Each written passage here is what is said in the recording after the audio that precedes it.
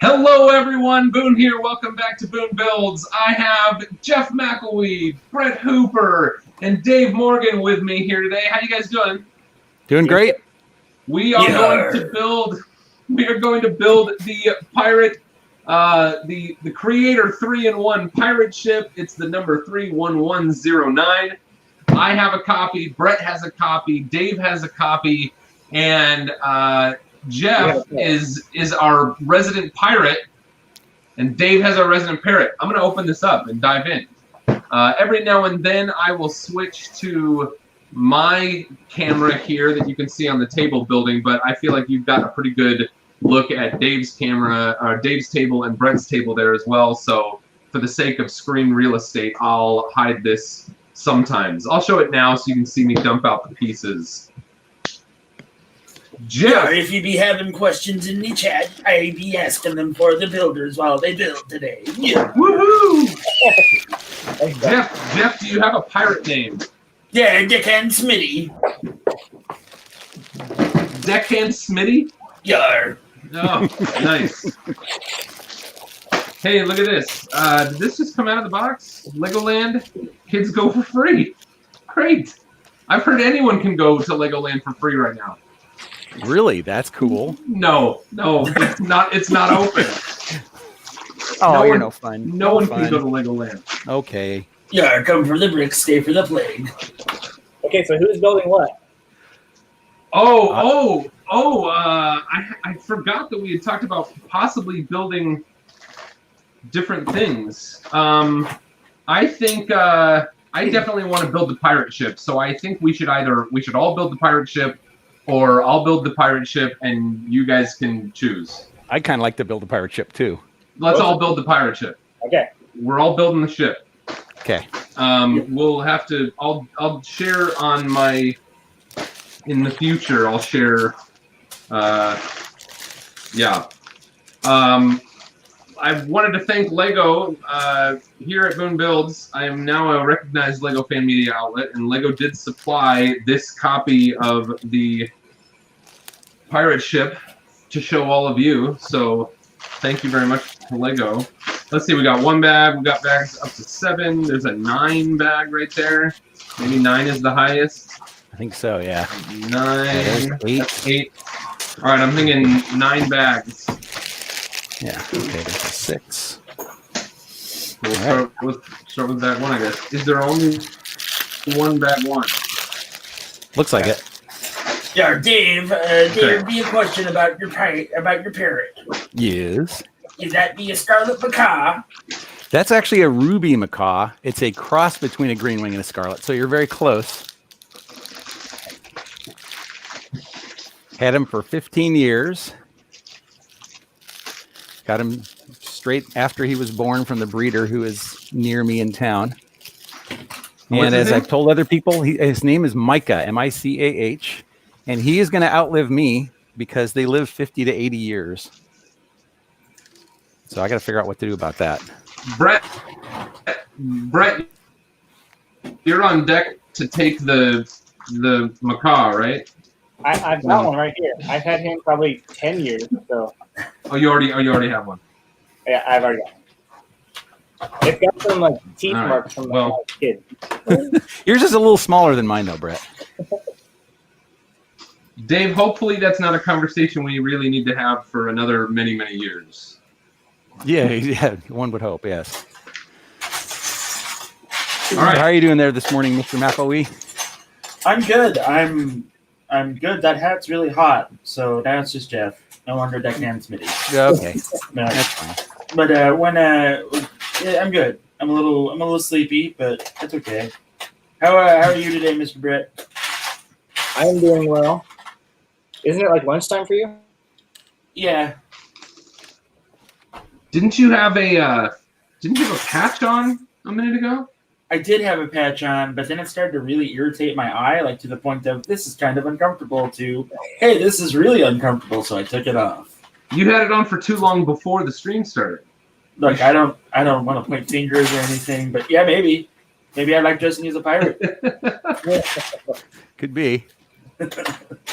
Yeah. I love these this pirate captain is sort of because this is a creator set, I think it's like a kind of a nice little, how do I say, it's similar in some ways to like classic pirates, but it's got a lot of new little types of twist on him. Like he's got like a dark gray, kind of metallic dark gray leg instead of a brown leg. He's got some really cool silver on his torso print there. Let's see, can I get him in front of my face and it'll focus? Sandro, Yeah, yes, he's they nice.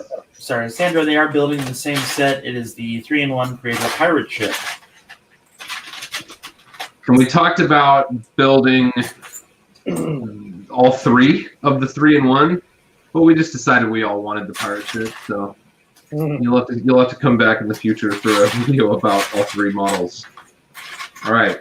And I've been especially looking forward to this because since I'm newish to Lego, I've never done anything with pirates in Lego, so this is a lot of fun. Yeah, and people who have seen your stuff are going to be blown away that you're newish to Lego. Yeah, I wish I was that new to Lego and built as well as you did, Dave. Jeez. Oh, wow. Well, thank you, guys. I think everybody always sets a higher bar for themselves than other people set for them, you know what I mean? So I look at my stuff and going, it could be better, but that's okay. That just motivates me to keep learning. That's the brass facts right there. What are you guys doing this weekend besides sitting around and building with Lego? That's pretty much what I'm doing. Fantastic. I'm just hanging out with family. This is kind of a family weekend. I'm taking time out of my family weekend to be here building Lego, but I'm trying to publish every day, so this is what I'm doing today. This counts, yeah, definitely. Nice. I'm on a bit of a vacation also. This is 31 of my 5 days off. So. Oh, well, that's awesome. Well, why don't you go on vacation? Oh. Yeah. So this guy has kind of a new, kind of a new hat. It's like the bandana hat, similar to the old pirate ones, but this one is different. This one might be the same one that came in one of the, who was the collectible, the CMF that had a hat like this? I don't know. I think he couldn't tell. All right. Classic Brick says ahoy. Ahoy, hoy. Cody is here. Hey, Cody. Hey, Classic. Sandro, is this a set where they remake the old pirate ship? No. Sandro, this is a Creator 3-in-1 pirate ship that just came out, I think at the beginning of this month, or maybe it came out late last month. So this is the other pirate from the CMF. There it is, yeah. Oh, he's bald. Yeah, okay. That's not who I was thinking of. Is there like a I was thinking of like a guy, like a sword fighter, almost like a I don't know, a medieval or Eastern sword fighter that had, like a Sinbad kind of character from a CMF. The only one that I can think of is the pirate with the open shirt and the wheel for a belt buckle, and he came with a rapier and he had the big floofy hat. Okay, well, this hat then might be new. Awesome. So for Sandro, one of the biggest differences between this, well, there's a few differences because this is a creator set. I think they wanted it to be, largely like kind of brick built stuff. I don't know how to. Is this good? I'm getting too much of my wall there. Ongoing this. It was a little difficult to see the hat that you were showing, but then again, I have terrible eyesight, so that's just. All right, that's a little bit better. Yeah. Anyway, the hull is like completely assembled from pieces, so we don't get big, like, classic pirate hull pieces in this. There are no cloth sails. All of the sails are sort of brick built or plate built, panel built. That's one of the things I thought was really cool was doing sales that way. That was impressive to me. Yeah. Okay, now here's a question. When the instructions show that there's like 1 ruby and 1 emerald, but they've included extras, do you go ahead and put the extras in the treasure chest? It just makes a fuller treasure chest. That's a good idea. My I pirate. don't know. I think I did it wrong though. And I love that these are spring-loaded cannons. So when the cannon first came out in 1989, it wasn't spring-loaded, but it was like had a flicking thing. Or was it spring-loaded? Maybe I'm wrong. Maybe it was spring-loaded. But it at least you could like kind of flick this piece, and it would shoot the 1x1 round out the front. But then in like 1990, they discontinued that feature for safety, I suppose, and now it's back. And I think it may have been back with earlier pirate sets, like Barracuda Bay was earlier this year. We get 2 cannons. That's pretty sweet. So hey, Dave, there's been a couple of requests to see the parrot better. Do you think you could? Okay. Micah. Say hello. Hello. Hang out. Hang out. Hang out. There you go. High five. High five. Good bird. Yeah. High five. There you go. Okay. We now return to our Lego build already in progress.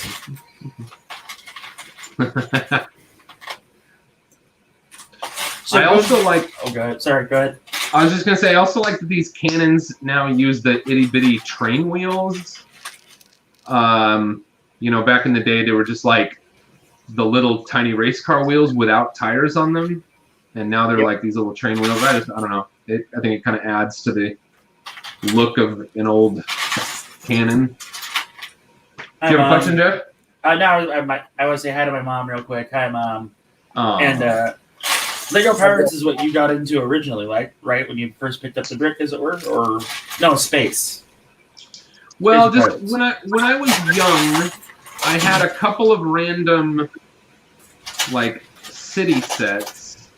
And then I had the Black Seas Barracuda. And that was, like, kind of my first huge, like, awesome favorite set. And then I really got into space. Yeah, like M-Tron, mostly M-Tron, a little bit of Space Police, some Ice Planet. That was cool at my house. I like some Ice Planet. I can't find a piece I'm looking for. Yeah, I had that problem. On the shark? Actually, I think I'm missing a barrel. I only found one of these barrels. Oh, maybe that's a mistake in the instructions. I think that because the 2. Oh no, it does say 2. Yeah. Yeah, strange. There's So not it's not 2 barrels, it's just 2 cannons. Yeah, but in the Go ahead, Boone. oh, I was gonna say in the bill of parts at the top of that page, there is a ×2 next to the barrel. That is true. I only have 1. Yeah. Yep. Weird. And Dang it. What did I just drop? oh, there it is. Okay. So, Sandra, that fourth camera is Boone's build camera. Yeah, maybe I should do a. Let's see if I come to brand. Oh, and it'll be helpful if we show the display names. Is that helpful? Deckhand Smitty. I called this Pirate Cam, but maybe can I rename this? No, I can't rename it from this end. I'd have to do it on my phone, and that's. But anyway, Pirate Cam. It's technically what Boone built. Hey. That's what I thought immediately when I heard it. You said the thing, then we're doing it. It's the show. So, Garrett, I will ask them that later because we are like on step 5, maybe step 10. So they really haven't gotten too deep into it yet, but they will tell you, I'm sure. Or I will try to remember to ask them later. God, I don't know. You'll know. We'll all know. All the things will be known. In theory. Do you sort of or something? Or? Oh, you wanted to know what the best build technique you've come across in the build so far. It's like you guys just started, so I don't know.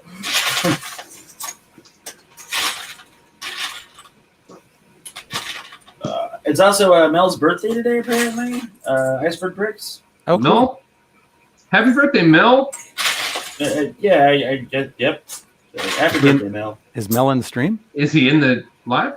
No, I believe he's doing something over on his own stuff right now. I could be mistaken. Oh, cool. I saw him go live earlier, so. All right, I'm getting very excited about this little shark because we're assembling a little shark kind of character build, and I'm really enjoying it so far. It's going to end up being a bit small, but also like functional. Look at this. The mouth is going to open. Here, let me see. Holy There's smokes, a I bit of didn't a delay realize. in my camera. I didn't realize that the shark was brick built. Yep. That's dope. Yeah, it is. There we go. I never know what to say. I've heard people say that like the term brick built bothers them because they're not all bricks. I don't know. I don't know if that's why it bothers them. So I constantly find myself questioning whether I should say brick built or not when I'm talking about something like this.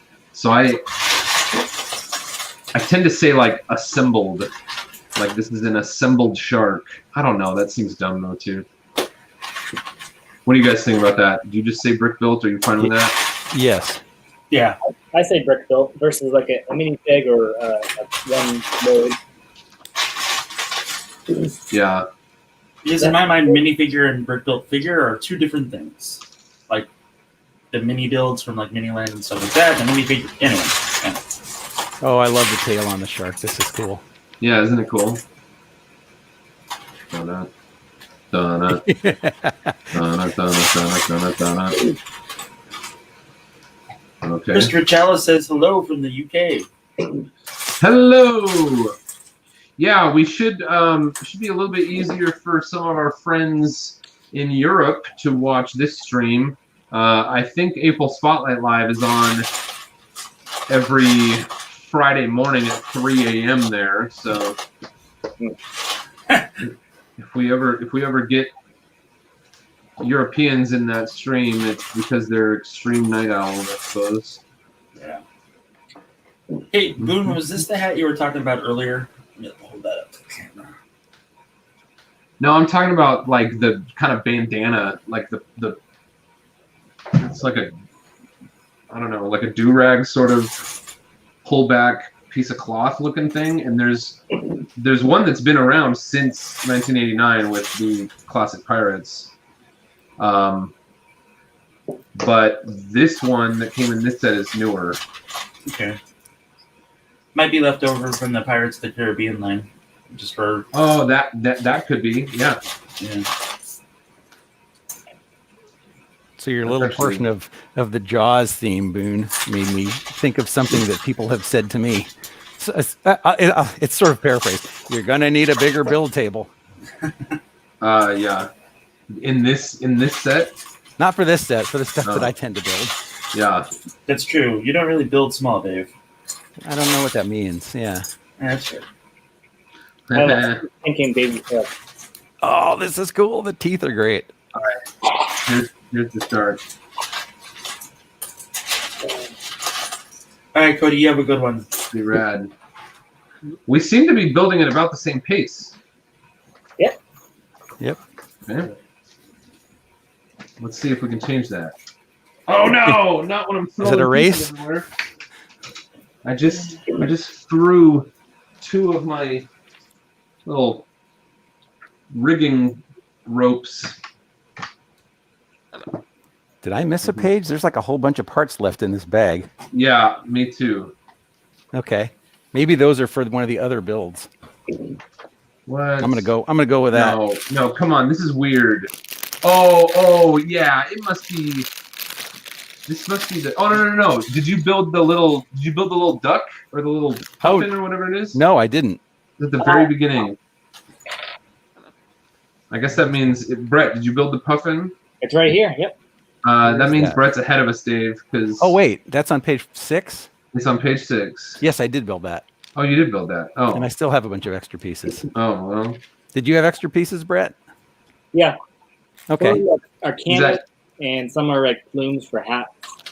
Is that just like a 3-in-1 thing, or it's just extra? It's just extra little accessories. I think they're acceptable leftover pieces. There's accessories. Okay. So Okay. stuff like that. There's that. And there's that. This is a cute little bird that I didn't build before. Now I'm done. Yeah. All right. Now I'm caught up. I built the bird, and yeah, there's a bunch of little extra pieces. But yeah, it's like cannonballs, a gun, a saber, and I'm on the bag too. Yeah, this be Dick and Smitty, and I have a special request for Pirate King Cody and his queen. They be fighting a fight that needs your assistance, so please, if you can, do so now. And I can't put the link in the channel. Awesome. Oh, I can. Yeah, let me do that in the thing with the stuff. Where is it? Yeah. Yeah.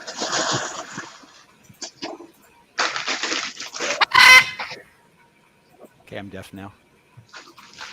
Wow, that was a real parrot. Hey, that was a real parrot audio effect. Wow, 16 of these. Okay. Yeah, so if you can, give him to me. You may have to move him if he keeps doing that. All right. So, let's see. Did you put that in the private chat? Yep. Yes, sir. There we go. So I am copying All right. to the live chat a GoFundMe for Cody O and his wife. And can people read more about the situation if they follow that link? Yeah, it'll be fully explained if they follow the link. And Okay. It's actually I don't know if it came through. It looks like it came through as 2 yeah. chats on. Let me see if I can shorten it. Yeah, I'm gonna do that too. Give me 1 second. Okay, cool. I'm gonna keep building. Yeah, do your thing.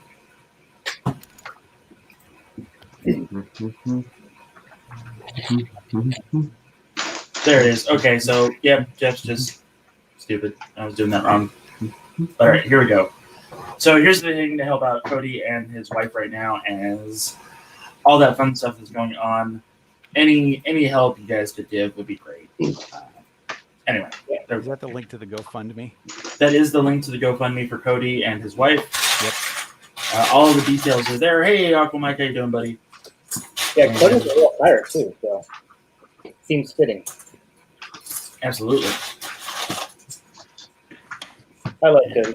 So do I. Mhm. He's the one that secured me getting back into all this. So, yeah.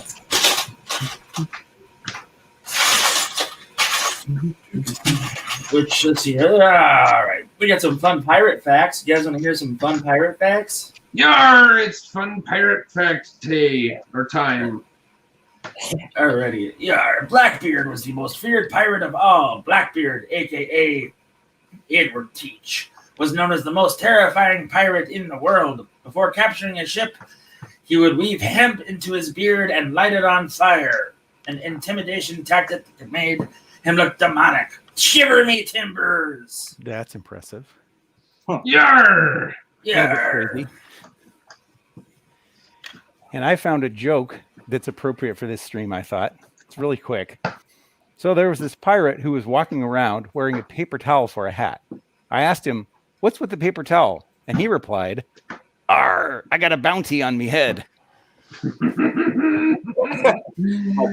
Oh, it was better the second time, Dave. I don't know if you did. Did you do the pirate voice in the pre-stream? No, not really. So Boone, you're saying number 2 was better? Yep. That's what I'm saying. What? Brett. What?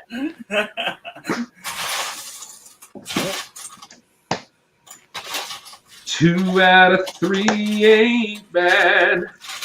Now I want some meatloaf. That's fair.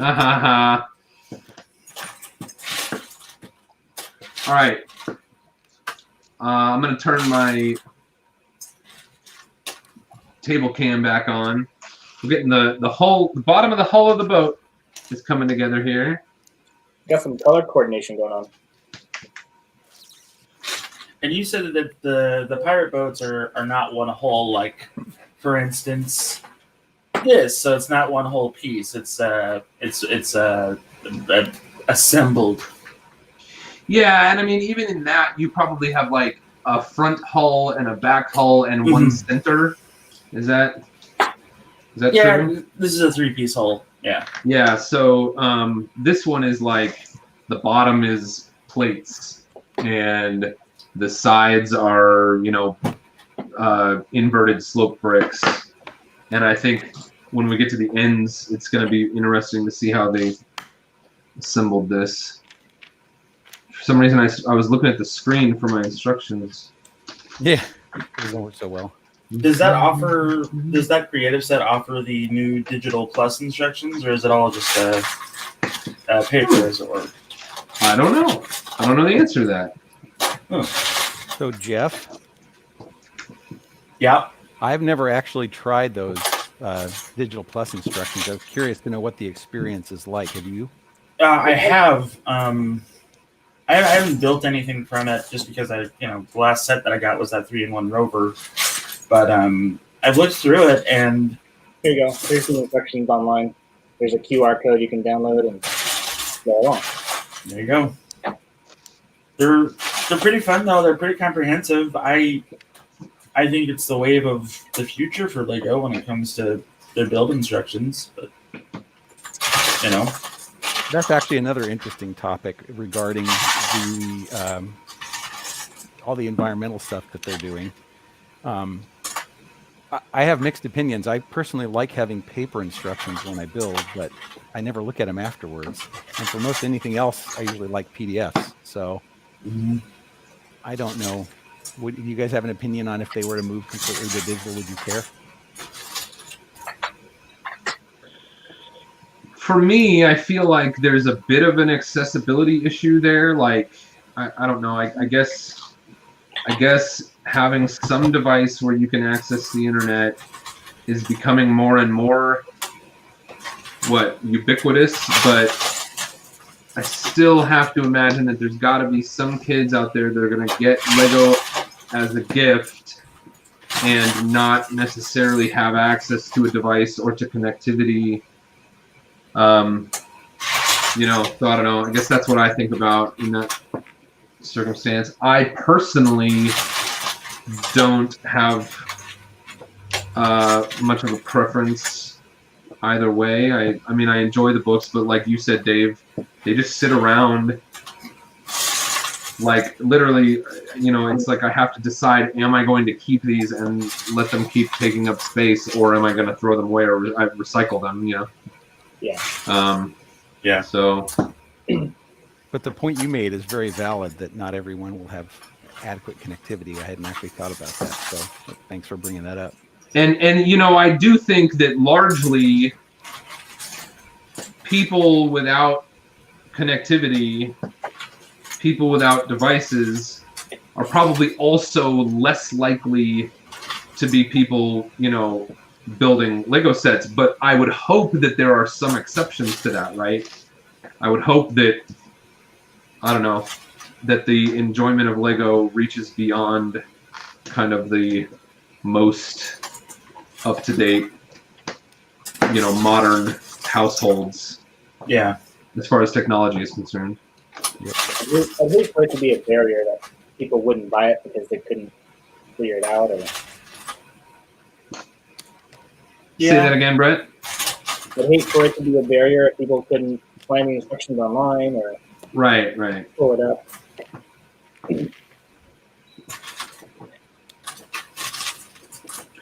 Yeah, and the bigger sets, I've noticed the online instructions for the larger, older sets are lower quality. Like, they, I'm sure for the sake of server space somewhere, they, compress those so that the image quality is not terribly awesome. And I've seen that on some of the larger, older sets. Yeah. Well, I also my suspicion, and tell me if you think I'm crazy here, is that the newer sets the instructions were all done digitally, but the older ones probably weren't. So it might be that the old ones are just scans. Yeah, but I know of at least one example where I downloaded a large set I downloaded the instructions for a large set in the early 2000s, and I remember it being higher quality than it is now. Like, I went to try to download that set's instructions again, and they're very poor. And so I don't know, maybe that's a bit of a Mandela effect thing. Like, maybe they never were as high quality as I remember them being. The first time. Disk space is pretty cheap these days, but you could be right. Who knows? Yeah, I don't know. All right, bag 2 done. Oh, bag 3. What did you say, Brett? He is done with bag 3. How are you two fellas doing with You're your done builds? with bag 3, Brett? No, he said on to bag 3. On to bag 3. More sense. Yeah. My apologies. I have a feeling I'm going to be the slowpoke. Are you still on bag 2, Dave? Yes. Okay, so Boone, the Emerald Cow, says he saw you on Lego Masters. Oh, Emerald Cow! Oh, Thanks for recognizing me. And thanks for watching. That was on the UK edition, right, Boone? And thanks for finding me on YouTube. Jeff. Yes. It was Australia. Australia? Awesome. What was Australia like? It was hot. That's fair. No, that's all jokes. I was in fact on Lego Masters here in the United States. I was having an interesting conversation with one of the Shanes, and his question was like, what does Lego Master mean? How do you become a Lego Master?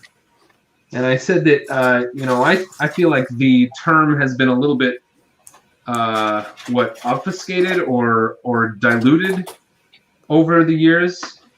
I feel like back in the day, I would have thought of Lego Master as like Lego Certified Professionals or Lego Model Shop Master Builders. Like, Yeah. that's who I thought were the people that sort of fit into that moniker.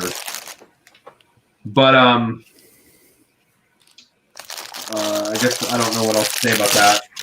It seems like, the Lego movie, the Master Builder, the Lego movie sort of obscured that a little bit. And then I feel like Lego Masters, the show, has sort of obscured that a bit further. I've been called, I don't know that I would really call myself, because of what I understand of that term over the years, I would never have called myself a Lego Master. And even when we were on the show, I feel like we were kind of under the impression that the winners of the show would be like crowned Lego Masters and have that title. But that term has been used for all of us, like from the cast of the show, over and over and over again. Yeah. From various seemingly official sources, though, I don't know. So I guess kind of like referring to it as an Olympian. Like, just because if you go to the Olympics, you're an Olympian. Yeah. You're not a gold medalist or a silver medalist. Or... I don't know. I think if you produce a set that is bought and sold, like say in a contest on Bricklink, I think then you can officially wear the. You're just making that up, right, Jeff? Yeah, I think you can officially wear the just Lego Master hypothetically. title. Hypothetically, say a fire truck, for instance. Hey, that's a good example. Yeah, Maybe right. should make one of those. Ooh, even the rudder, man, is gonna have like a bunch of little pieces in it. This is a fun set. It sounds really fun.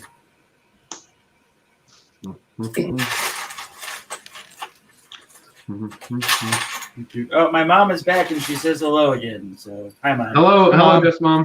Hi, Jeff. Man.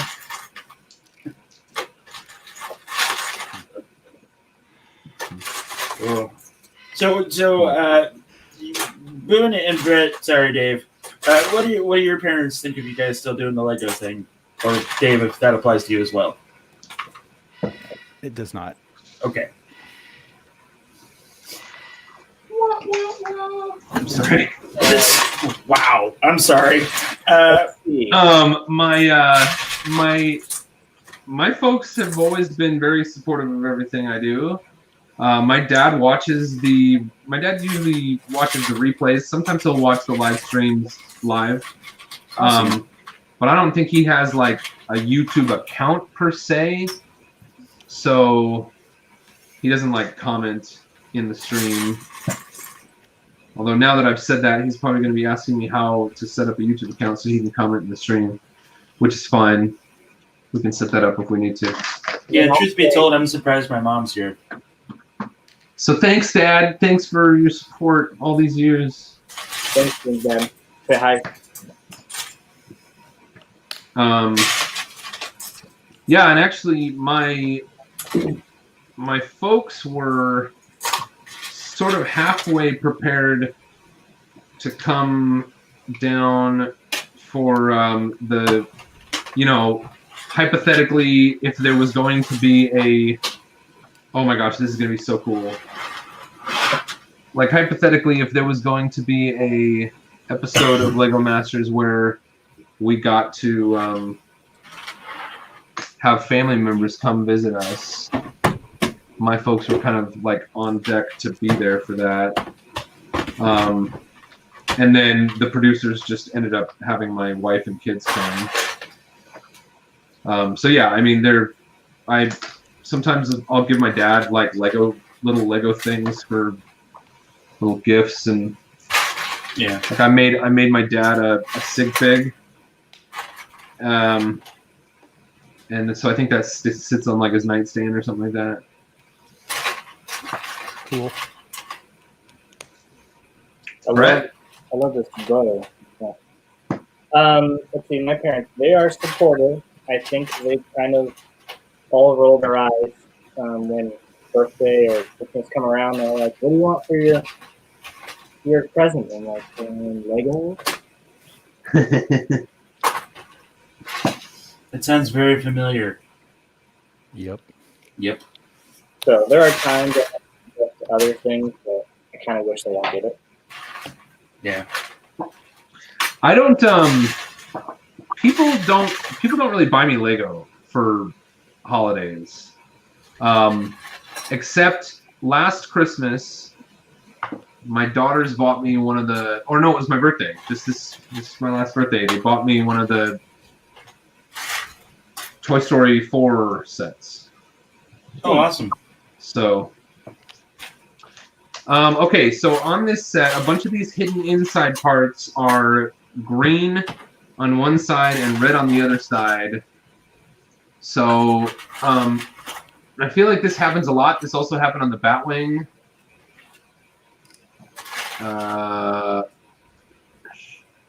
Green and red ship lights. Green and red navigation lights, the bow of the sailboat. Something like, does anyone in the stream know which side is which? For example, a fishing vessel is mandated to display a red light over a green light, and the opposite is applicable for a pilot vessel. Oh, that's weird. So that's talking about I thought one was for like the port side and one was for the starboard side. Red is port. Yeah, red is port, green is starboard. There you go. Yep. But these are pieces that you won't even see. So my question is, are we putting red in the correct side of this ship? Yes, we are. It's awesome. And what I would say is that I believe that happens in many Lego sets that aren't even necessarily like nautical related. Like I'm pretty sure they did the same thing in the Batwing that just came out. Yeah. Were there red and green pieces in the bodies of Mickey and Minnie, Brett? Do you remember? There were other colors, but I think it's to help break out the black and white and read the instructions better. Okay. I'm trying to remember what they are.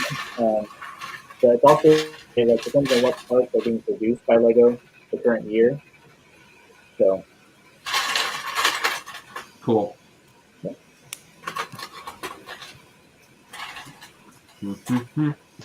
Alrighty, let's see here. So Scott Robinson says, "Hi, Boone from Minnesota, a landlocked state to be sure." Yeah. Hi, Scott. Is that Scott Robinson? It is. I just lost it. That's fine. I think you said Scott Robinson. It is Scott Robinson. And the random plush also greets us with their presence. Woo-hoo! So welcome aboard. Welcome aboard. Yeah. Okay, so I have this idea for a video where I'm going to do. I think it was while I was on the stream with Allison Gale, Lego. yeah. Yeah. And we were doing a bunch of like Muppet voices and stuff. That was so fun. And that was fantastic. Thank you. I think I would like to do a video. You know those YouTube videos where like guys will do a song and in the song they do like 20 or 30 different like character voices, like just like while they're singing the song or something. Yeah. I want to make a YouTube video like that where I do, let's say like 20 minifigure voices, and I just pick. It'll sort of be like a. Like the text on the screen will be kind of like a history of like some minifigures, not necessarily like any sort of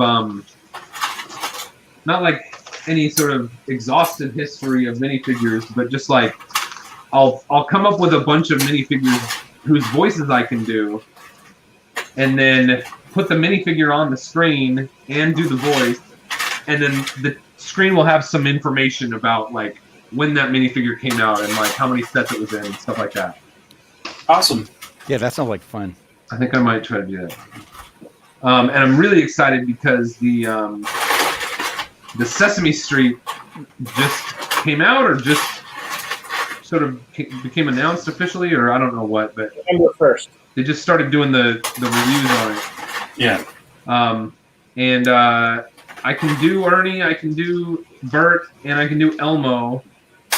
And I could probably put just a little bit of work into Big Bird. I think Oscar the Grouch is whoever that voice is, sort of like the bass, not bass like singing, but like the standard timbre of the person's voice who does Oscar. I feel like is probably too different from my own. But anyway, oh my gosh, this is gonna be the front of the ship. So, real quick, Christo B, they're building the 3-in-1 pirate ship that just came out. It's a creator set where you can build a pirate ship, a island, or what's the third one? It's like a sort of a little shack, like a pirate shanty. Thank you, Brett. Hey, so thanks, Brett. Yep, they are building that. And the Emerald Cow is dying to know, what is everyone who is doing the stream's favorite Lego theme? Star Wars, City, etc. Favorite Lego theme. How about you, Brett? Mine would be the creator modular. That's my favorite. Ooh. Dave, do you have a favorite theme? Yeah, Brett stole my idea. That's my favorite as well, since I like buildings. Yeah.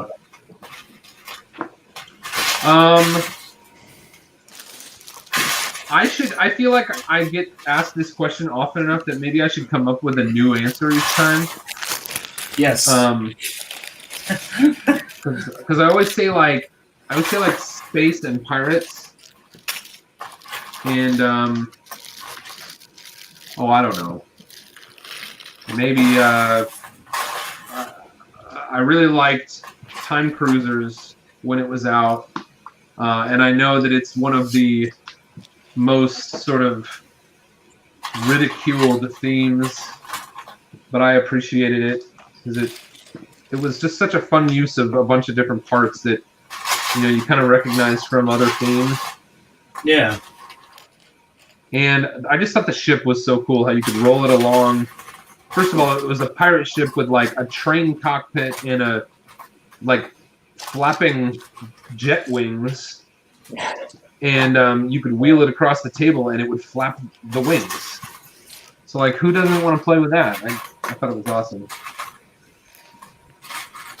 And since I'm relatively new to Lego, I don't necessarily know a lot of those themes, but I'm seeing more of them all the time. Time Cruisers was a lot of fun. I remember getting it and calling it Back to the Future when I was a kid. That's what you did. Yeah, I mean, I saw a strong correlation, right? You've got like a scientist and a kid. And it's like, how can you have a scientist and a kid without really thinking like this is Back to the Future? Right. And I was going to ask you, Jeff, which theme is your favorite? That changes like every week. It's hard to really like pin one down. So I really just, I don't know, like it for just I'll fall back on space. But That works. I like space, and I build. How do I put this without sounding like an egotistical jerk? I build a lot of different things, and so like it's really whatever I fancy at the time. Like I want to build this spaceship, or I want to build this car, or I want to build whatever. So it's like I think I just like Lego in general. Yep. Yeah. It's kind of a wuss answer, but that's what I got. Sorry, guys. Works for me. I've got a I didn't start that sentence the way I meant to. What I wanted to say was I'm impressed with how this, the boat hull pieces of this build are coming together. I really like it. Yeah. Wait, that doesn't seem right. It does look pretty cool. Brett's got the sideway build going right now, so we can see the progress that's going on. Just a smidgen better. And it does look really cool from what you guys are doing. Like, I don't know how else to endorse this set more, but if I could, I would buy this thing. It looks pretty dope. And I don't like pirates, so there's that. You don't like pirates? I don't like pirates. I know.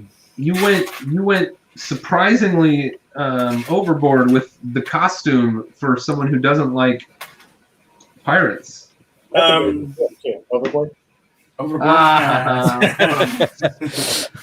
Well, I figure since you guys were going to be building the pirate ship and it wasn't in the cards for me, I was like, how can I make it so that I totally belong here and I'm not just hitching a ride? I'll dress like a pirate. So there you go. Well, thanks, Jeff. It's Sure. great to have you. Thanks for letting me tag along. No problem. Mm-hmm. All right, so let's see here. Red Brick Redemption. Hey, Red Brick. He says, what's up? And he also has a question for all of us. So what is our favorite 90s space Lego faction?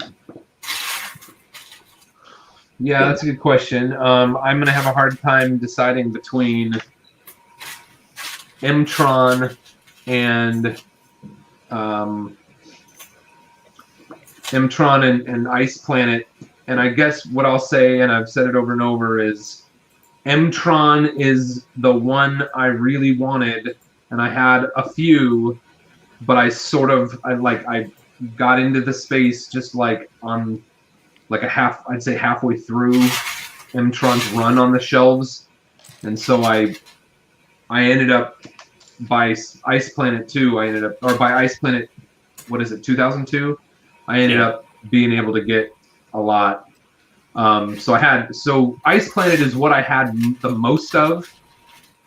And it's called Ice Planet 2002, but it was released in like 1992 or 1994 or something like that. Yeah, so around there. It's a cool set. They have a lot of cool colors. I'll show an example just so that people know what we're talking about. But this was one of their sets. This was the Celestial Sled, I believe. And, they came out with a lot of auxiliary vehicles. Blacktron and M-Tron were doing this as well. You'd get like a little cool spaceship that had a play function. On this, the satellite comes off on the back so that the pilot can set up a relay point or whatever. I'll show you that function. There we go. So now you've got like a little PlayStation for it, right? And you click that back in and that thing falls off, so that's cool. But it's just a fun set. It had the blue, white, and neon orange color scale. It was going on with the Blacktron and M-Tron theme as well, because they had bright neon colors and then sort of a drab, darker color that went along with it. And that's color theory, and that's how that works. It draws the eye. So Jeff, the that one, that's the Celestial Sled. Is that right? Yes, sir. So I had that, and what I thought was so fun about that one is, like you showed the piece that disconnects from the back. I really enjoyed trying to build like a third piece to put in between, and that would be like different types of utilities for the guys to use, Yeah, absolutely. And I would tweak that. I had the. Oh, I think the Space Police. I want to say Space Police 2. I think the big ship from Space Police 2 was called Galactic Mediator. Yes, and it was. It was actually a very similar ship. Just the other night we were talking about the classic space Cosmic Fleet Voyager, and the Galactic Mediator was very similar to the Cosmic Fleet Voyager, just in like shape and size and like how it functioned, and it separates into 3 separate pieces. And I would just always build extra stuff to put on, like, the cockpit would release from the rest of the ship, and I thought, well, it would be cool if the cockpit could just blast off and be like an escape pod, but then the back just sort of looks flat with like Technic pins on it. So I would build like an auxiliary booster section to attach to just the back of the cockpit of the Galactic Mediator. Yep. Or other little things like that. But I didn't have a ton of space, but I did have. Do you remember the UFO theme within space? Yes. Do you remember this ship? Oh yeah, absolutely. I had this and some other small ones, and this reminded me of like an X-wing. And this was before Lego did Star Wars. This came out in '97. And I still have parts for that. I don't think I could fully rebuild it, but I want to. So that's on my list. Build it. Yeah, I remember when those came out. Are we the same age, Brett? Or are you like a year or two younger than me? 86. 86. Yeah, so you're 2 years younger than me. And I remember when that theme came out. Yeah. Do you remember when it was? 97. 97. Yeah, so Time Cruisers came out in 96, and the Time Cruisers ship was what I consider to be the last ship of or the last set of my childhood. And so I remember those UFO ones coming out. I remember thinking they're really cool, but I was like, I don't know what I was doing. I was trying to, save up to buy a TV for my room or something like that, and so I didn't buy them. I didn't get them. I didn't ask for them for gifts. Anyway, I guess that's all I have to say about that. Yeah. Yeah, right. But I remember thinking they were stinking cool because it was the first time we had those big round, like flying saucer pieces. Mm-hmm. Yep, those are pretty neat. The big pieces. The UFO line I never got into either. It was a little bit. It was a bit past my time. I was doing what Boone was doing, which was trying to buy one of those sweet TV VCR combos. So yeah, I remember those. I've always liked Space Police for some reason, for like the space lines. Specifically Space Police 2. So this was my favorite ship as a child that I never owned. And Emily got it for me for Christmas or my birthday. I can't remember which last year. Oh, that's awesome. Yeah. So this is out in the living room. So what about you, Dave? Do you have a favorite space faction? No, not particularly. I mean, I love Star Wars and I love lots of different space things, Battlestar Galactica, but not any particular favorite one. Alrighty, so Aqua Mike has a journalistic, inquisitive theory for us. What are our thoughts on the Lego idea choices? The only idea that matters right now is the Magic School Bus that's up on Lego Ideas. Go ahead and give that a vote if you haven't yet. Good segue there, Jeff. Well done. Thanks. This and all future streams until it's selected are brought to you by the Magic School Bus. Yeah. Oh, I don't have it up. I don't have Did I get that right, Boone? You got it right. Yeah, for the foreseeable future, I believe are the exact words I used. But yeah, you were spot on there. You are so close to 3,000. You are. Cool. What are we at? 2969. 2969. Hey, we might hit 3,000 today. That would be 69. Cool. Not, I doubt we'll hit it during this stream, but we might hit it before I go to sleep tonight. Link is in the chat, so if you haven't voted yet, tell your friends to vote. Sweet, thanks. Who put the link in the chat? Thank you, Jeff. Yeah, no problem. That's why we pay Jeff the big bucks. They're not worth anything, but they are bigger. Yeah, absolutely. I have to say, Jeff, the fact that you brought all the costumes and everything was just one plank in your campaign to make the stream today entertaining. Oh boy, man! I can walk back that joke if you want. Oh. I say we just keel it all now, so we don't have to haul it in. Yeah. Sorry about that. It's what I do.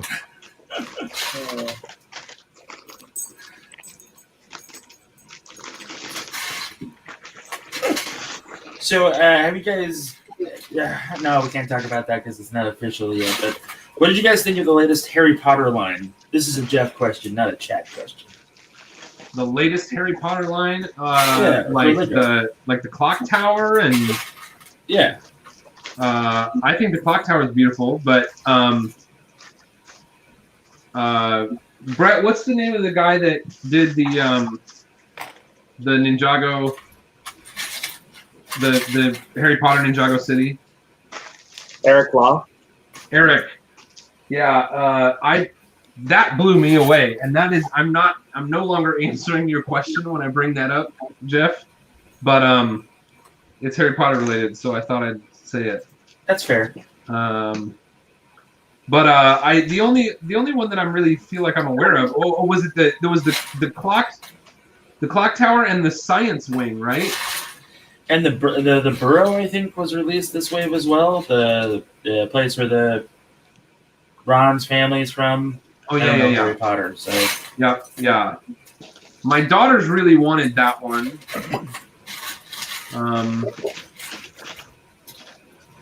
Yeah, and to get back to the question that was asked, I don't understand the logic. I don't know. I mean, obviously they have marketing experts and they do all kinds of research, but I was really surprised at the sets that got chosen this time around for ideas. Yeah. Oh yeah. I personally don't care about a globe. I'm just, sorry. Great build though. You know, I mean, Yeah. Nothing against the build. They just, no, not at all. Just part of me wonders if the globe might be in some way like a return, or maybe not even a return, but more of a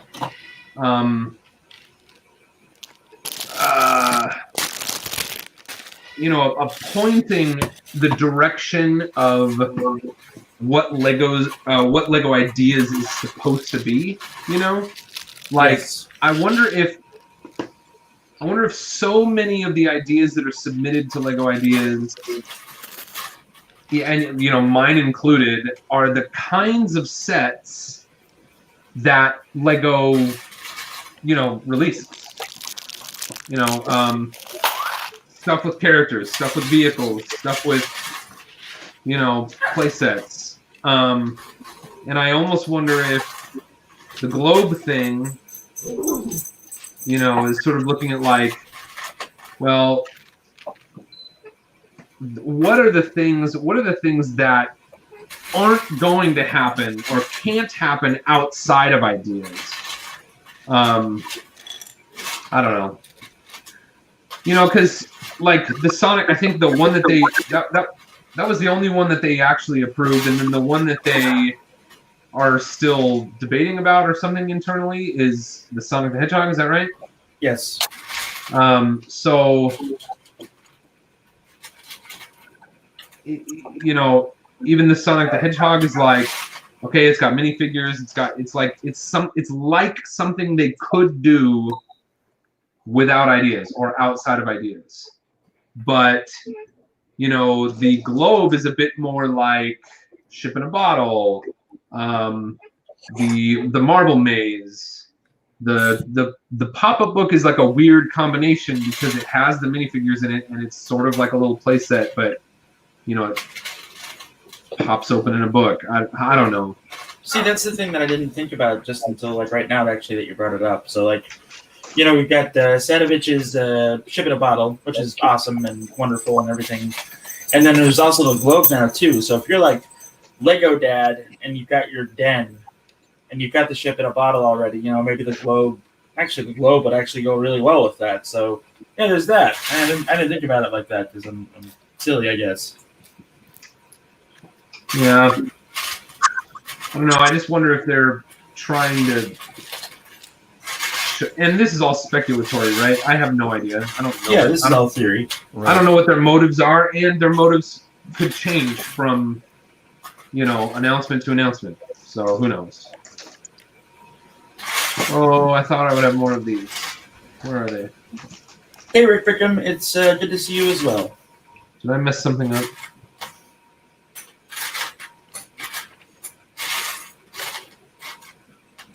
Maybe I'm not supposed to have 4 over there. Oh, the back one doesn't get one. Hold on. The back doesn't get one. What was that? Dave, are you still alive? Doing good? oh yeah. Yep, I'm still here.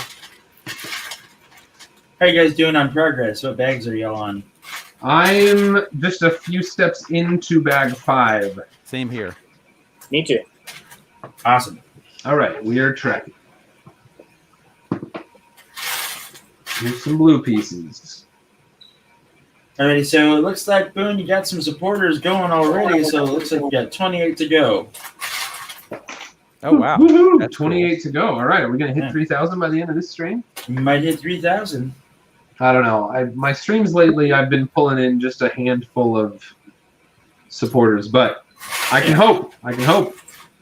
Thank you all out there. Thank you all who have supported the Magic School Bus on Lego Ideas. Yep. Yeah, somebody asked about my pirate hat. It does have a skill on it. Yeah. Yeah, that's awesome. Let's see here. This is kind of a fun question. There's two fun questions. So this one is for everybody. Yep. What do you think the Star Wars ships would look like in the Ice Planet color scheme? Oh, I bet someone's done that. Don't you think? Maybe. I know Steve did World War II versions of Star Wars stuff, right? Or am I thinking of somebody else? Nope. Yep. I'm pretty sure that was Steve. Yeah. Seems a funny guy, by the way. For people like me who haven't been doing Lego a long time, what is the Ice Planet color scheme? It's white and blue with transparent neon orange. Very good, That Dave. seems like it would look good. David, if you take a quick look, these are the colors of the Ice Planet. Like I could see an Ice Planet. Cool. Yeah.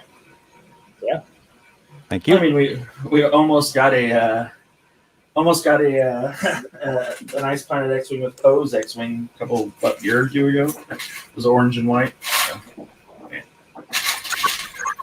All right, so Boone, do you think if the Magic School Bus gets made, do you think they would do a Boone Builds edition? I mean, if the set gets made and gets voted for and is released, isn't that a Boone Builds edition in and on itself? Yeah, I don't clarify. Like, Yeah. I don't know. I think they would probably do what they've done with every other Lego Ideas set. Yeah. And there would be some information about me in the manual. Well, I feel like I'm missing a piece, folks. Oh, What piece do you feel like you're missing? It's a 1x1 black tile. where Is did it black or is it dark brown? should be dark brown. No, I'm sorry. I meant 1x4. 1x4. Oh, I Black have a couple tile. of those. They were in one of the smaller bags. Yeah, well, I found one, Hmm. but I don't have a second. Oh, but they were in one of the smaller bags. Maybe it's trapped in the bag. I found the big 5 bag. I didn't find the littler bag. Oh! So, Dave, what do you think your pirate name would be? I personally vote Captain Morden for you because it works out great. But what do you Well, think? of course. That's what it has to be.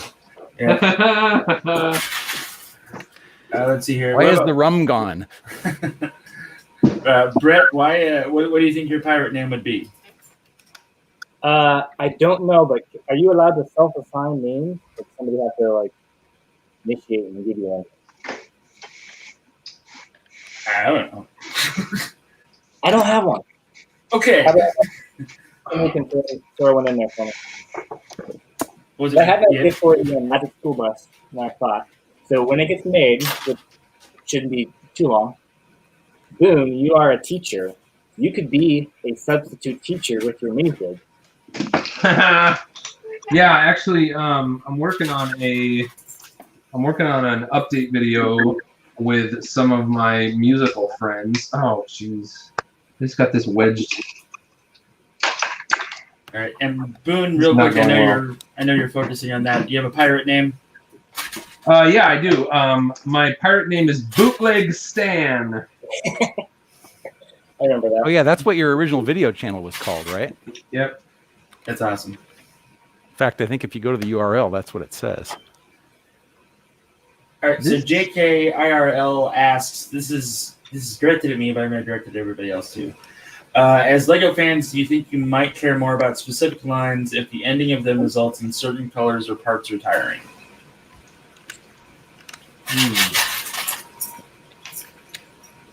I do care about that. I don't pay a tremendous amount of attention to that, if that makes sense. Yeah. Like I tend to think about it more on the front end. Like if I'm looking at a set, or if I'm reviewing a set that's new, I tend to notice the parts that are new or the colors that are new, and I get excited about having those. But I feel like I'm too used to using Bricklink to get whatever I want, whether it's currently in production or not. So I don't have a deep concern for when a part or color is discontinued. That's fair. I suppose that's my privilege talking. Oh, jeez. Oh, All right. It also helps that you've been collecting Lego for a long time, so you probably have a good selection of some of the older stuff. Yeah. Like something I really, really wish I could have gotten a ton more of are the bushes, the little tiny, the things that we use in like Jurassic Park and Old West builds that are in dark tan. You can get them in green all over the place. Yeah. But not in dark tan, and I would love to have a ton more of those, but they're pretty much out. Wow, yeah, that's an interesting one. I have a few of those hanging around, but certainly not many. I seem to remember hearing that somebody in our area for Bricks Cascade bought up almost all of them for a mock they were doing last year. Oh, really? Yeah, all the ones that were left on Bricklink. I don't remember who that was, but... That is Boone on the Pirate Cam, by the way, for those that were asking. Yeah, I am building on the Pirate Cam. Yar. Okay, I just let's see. I feel like yellow and red going on the side rail. Of course, they're Boone's favorite color. They're the orange color. Or your second favorite color. yeah, the bright light orange is my favorite Lego color. Classic Bricks, I believe we just answered that, and as you can see, my pirate name is listed as my name today.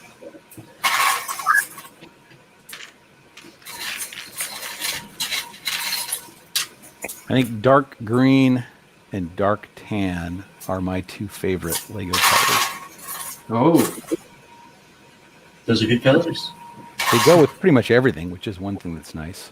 so you must have liked the pop-up book. I did quite a bit. It was fun that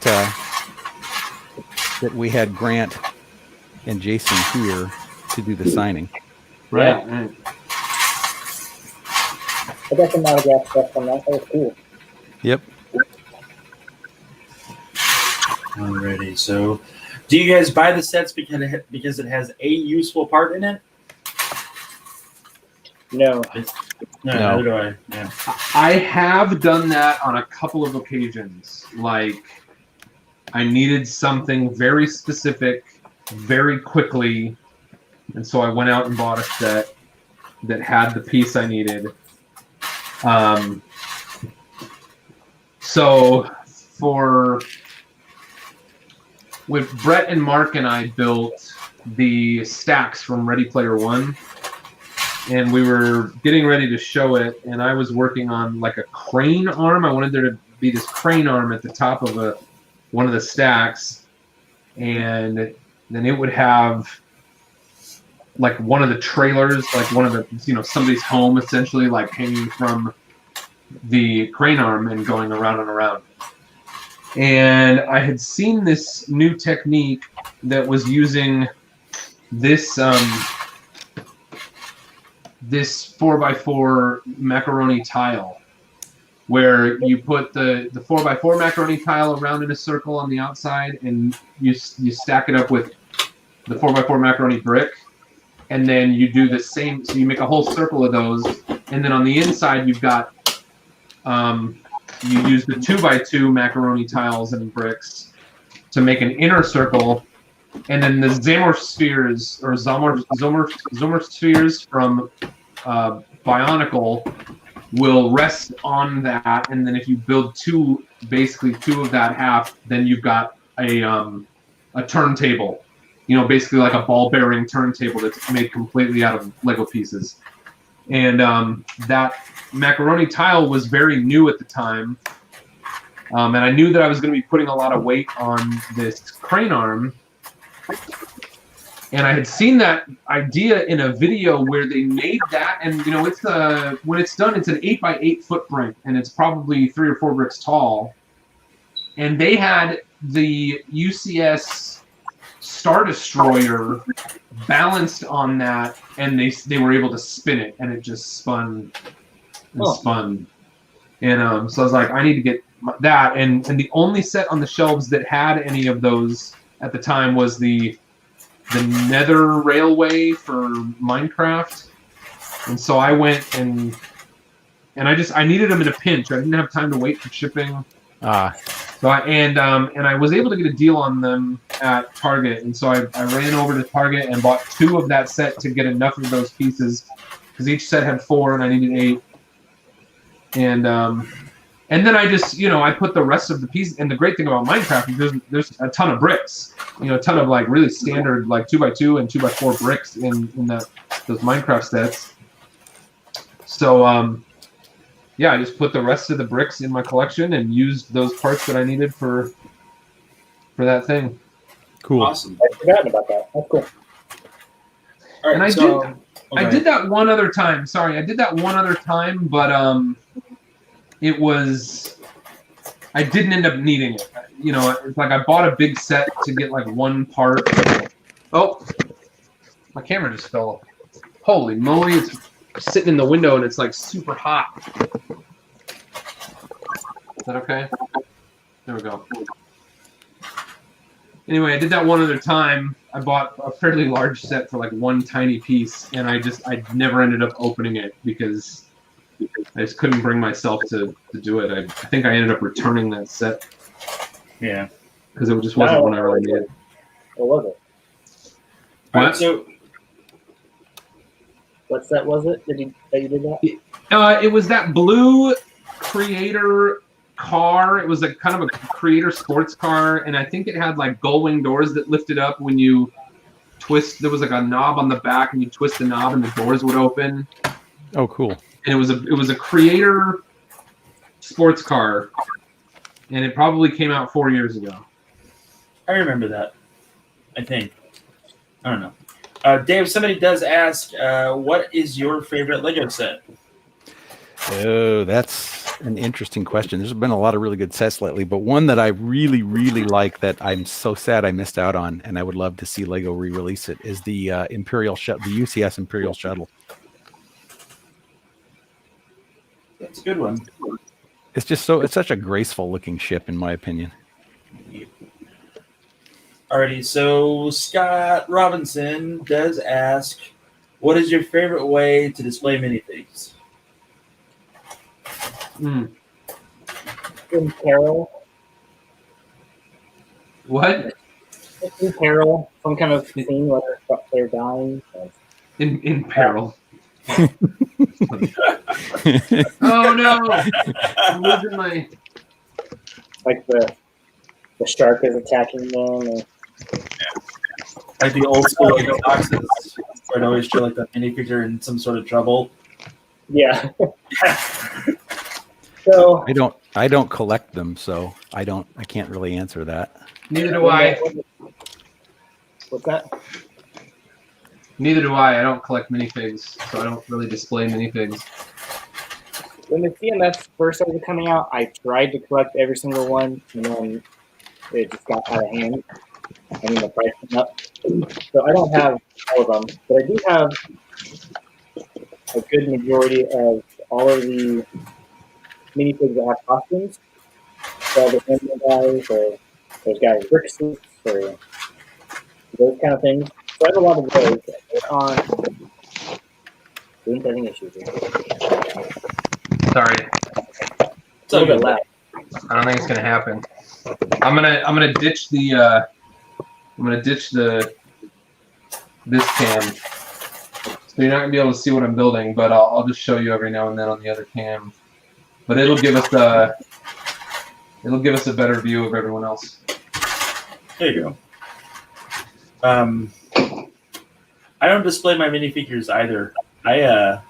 I put sets up on the wall, but that's about it. And I have enough things that go up on the wall that I don't really need to add anything else.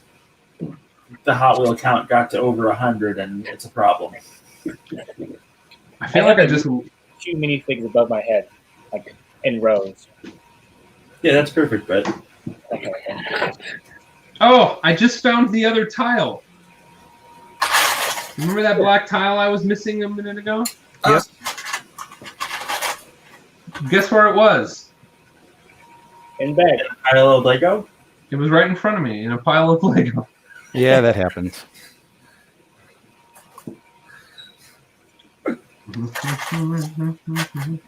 What is the most frustrating thing about building a set for you guys? If you don't, that's a Jeff question, not a Chad question. So Most frustrating thing about building a set? yeah,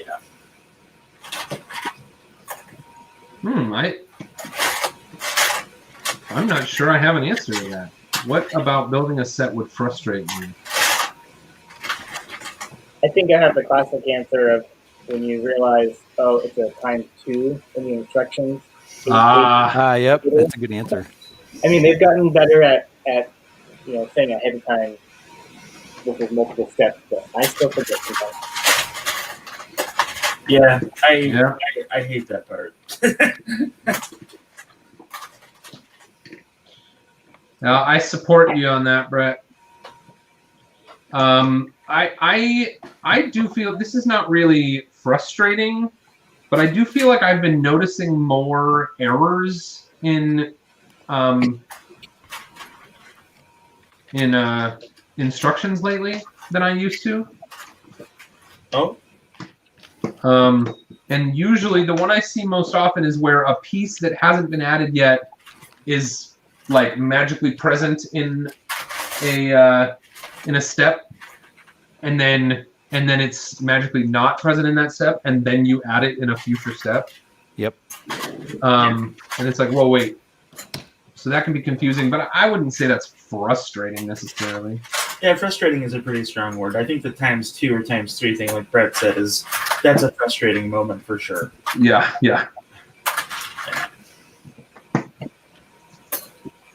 So, do all of you own the Black Seas Barracuda? I do not.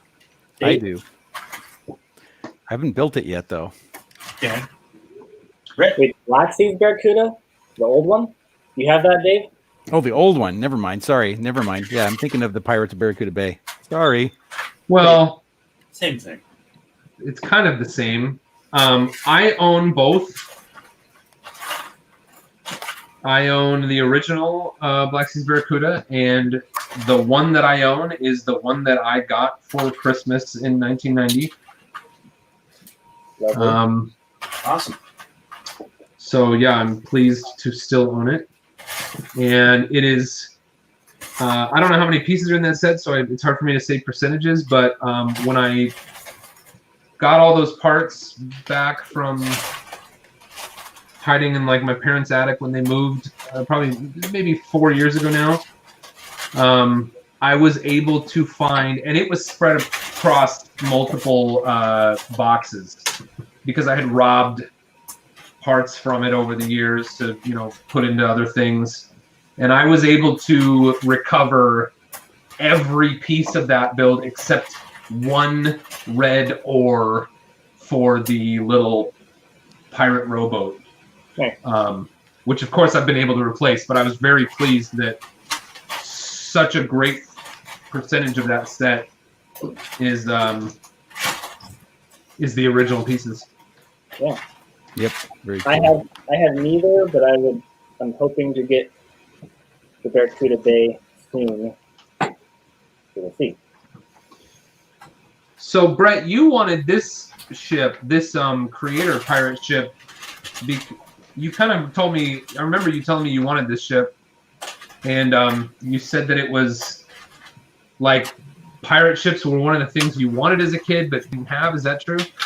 Yeah, I had a friend who he was in the pirate thing. He had almost every single pirate set. I had a lot of the Old West sets. I think almost every Old West one from the River Merchants and the teepees and the Fort Lagarito and all that kind of town stuff. So I had cowboys. He had pirates. Okay. Yeah. Cool. Cool. But I do have a birthday coming up. I'm hoping to get another pirate ship. So. Oh, that would be cool. You mean like another one of the one we're building? No, the black or the Barracuda Bay. Oh yeah. That'd be good. All right. It is. Oh my gosh. The last time I looked at the clock, it was like 5 till, and now it's almost half past. Oh yeah. Sheesh, it's flying. I was thinking maybe we were at bag 5 here. Like maybe we actually had hope of finishing this in 2 hours, but I'm feeling like it's going to be a little bit more than 2 hours. Yeah. But I think I'm just going to press on, and we're gonna keep streaming. What happened to Jeff? Oh, he fell overboard. yeah. Well, he had some deckhand duties he had to take care of. Maybe I could take a second to rearrange this. Oh, dropped my phone. Dave, I'm so pleased that you brought real parrots to this. I guess they're not actually parrots. Well, one of them is a macaw and one of them is an African gray. So an African gray actually is a parrot. Okay. And I think the macaw is part of the parrot family, but I could be wrong. Okay, and the macaw really is kind of what we picture when we think of like a what's the word? Like a pirate parrot. Yeah, right? there's actually a breed called a blue and gold that's even more. I think that's what was in Pirates of the Caribbean. Okay. But yes, this also qualifies. And yeah, it was fun to be able to contribute that to the stream. Here, I'm gonna see if I can get this camera arranged so that I can turn the. All right. Hey, that actually works. Cool. Check this out. We'll put. That's not bad. That's not a bad view. Cool, cool. All right. Oh, nice. Yeah. I don't know if you can hear my parrot. He's in the other room now, but he's screaming because he's not here. Do you hear a faint echo of me coming through?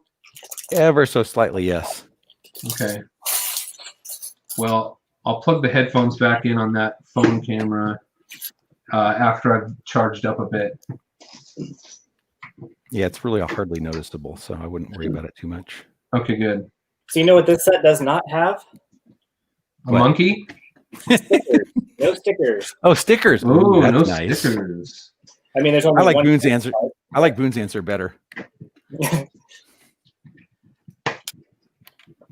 That was what they said about the Pirates of the Barracuda Bay is they tried really hard to get the monkey back for that set. I had a chance to talk to the designers of that set over on Beyond the Brick, and they tried really hard to get the monkey back because they felt like the monkey was such an iconic piece of the original Black Seas Barracuda. And they just couldn't make it happen with the current production. But anyway, Jeff, we thought you fell overboard.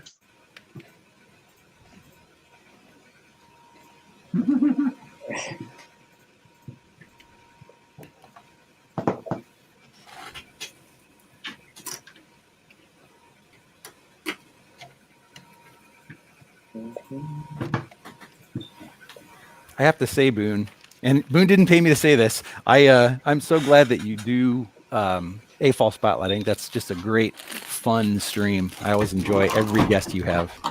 Oh, well, good. You know, Brian was on Thursday night. Yep.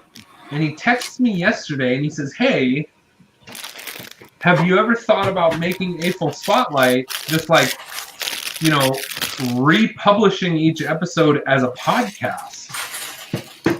It's not a bad idea. You mean just the audio? Yeah, yeah. And I said to him, and you know, it could be edited a bit, you know, it could have like an intro that kind of like sets it up a little bit differently than, you know, a video live stream does. But I said to him, I was like, no, I haven't thought of that, but it's actually not a terrible idea. Yeah. I mean, Yeah, I don't know. I didn't really. It didn't occur to me because I wouldn't have thought that was like, oh yeah, people would love to listen to that, but maybe some people would.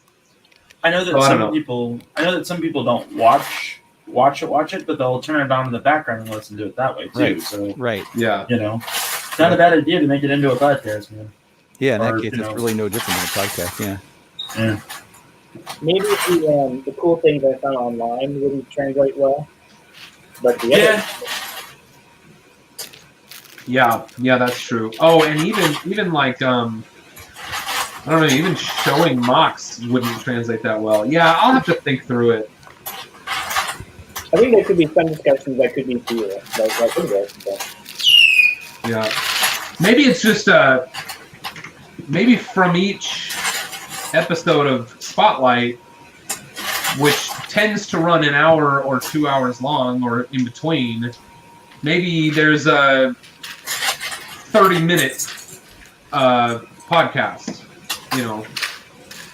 from each. I don't know. Boiled down. Yeah, that could be. Yeah, just use that. Okay. Why on page 126 do we only put 2 parts down? That's a weird thing. And it's not even 2 different parts. It's just 2 of the same part. Oh yeah. It seems like a waste of a page.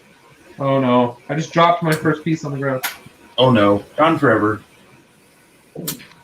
I dropped one earlier, but it turned out to be one in that first bag that apparently didn't get needed somehow. I'll look for it later.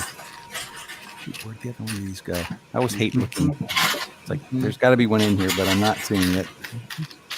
Dave Morgan, what's this about you being a celebrity now and jumping from stream to stream? Are you referring to Bevan's Bricks? Somebody was, I believe. Okay, yeah. I mean, that's another. That's not. We're here for Boone, but that's another YouTuber that I enjoy and support. And I was on a stream with him last Sunday. So you can talk about other YouTubers. What am I gonna? How dare you, Dave, sir?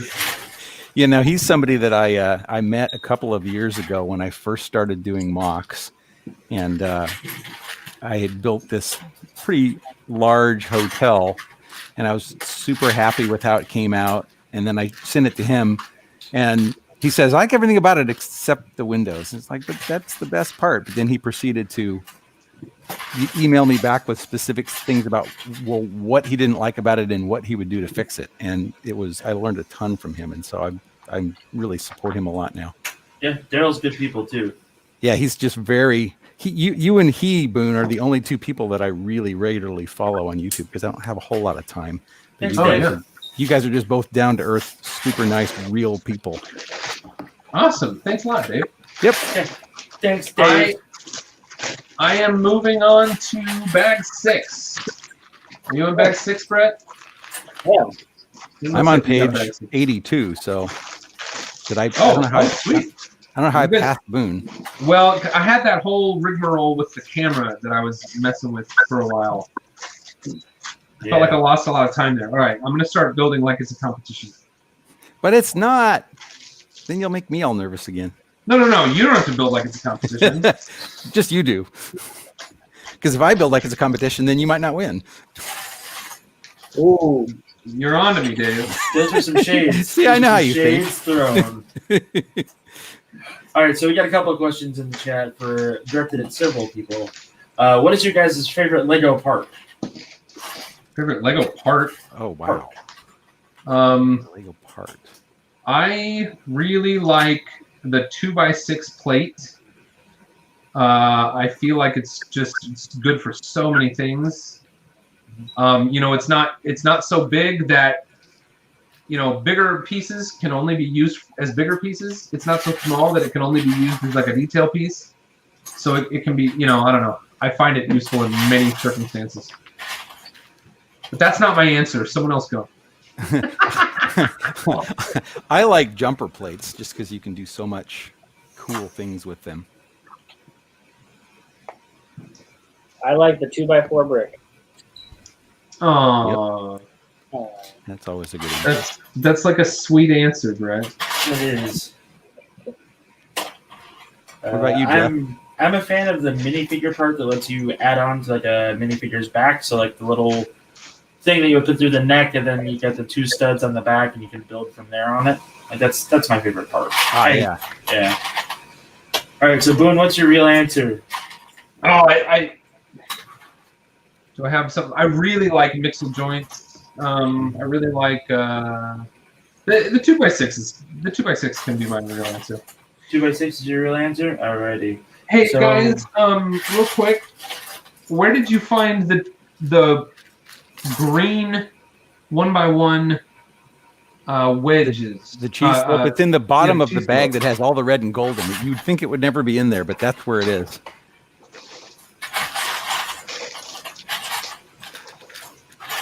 It had all the red and gold in it. Yeah, it had a ton of little small red and gold pieces. It was There's one of the 2 extra bags. bags. There's 2 bags 6. Yes. Hey. No, that's also true. Yeah, that's a good point. Thank Brett. you. What about you, Jeff? What's your favorite Lego part? The minifigure part. Oh yeah, you said that. the Never neck mind. brace, Yeah. Also, I got a couple of questions here. I hope it's all right, guys. Do any of you guys play the Lego video games? I don't. I have been thinking about it. I just kind of typically say I'm not a gamer, so I don't do that. But I get asked that question so often that I've actually been thinking maybe I should start, or at least like some of the, like some of the apps that people enjoy. I could kind of get on there and be present, and I don't know. Yeah. Well, I mean, you've got, I know Dave and I are basically, not, we don't have a family or whatever to take care of, but you and Brett have like real adult responsibilities where you can't be like, well, I'm going to play the Xbox for 3 hours. See you guys later. So like, Yeah. it's not always easy to hop on a game or whatnot. Yeah, I've never been a gamer either. But having said that, I bought one of the Lego game series when it was on sale on Steam a while back. Yeah. And one of these days when I have time, I'd like to play it a little bit. Yeah, my wife is incredibly supportive of my Lego work and hobby,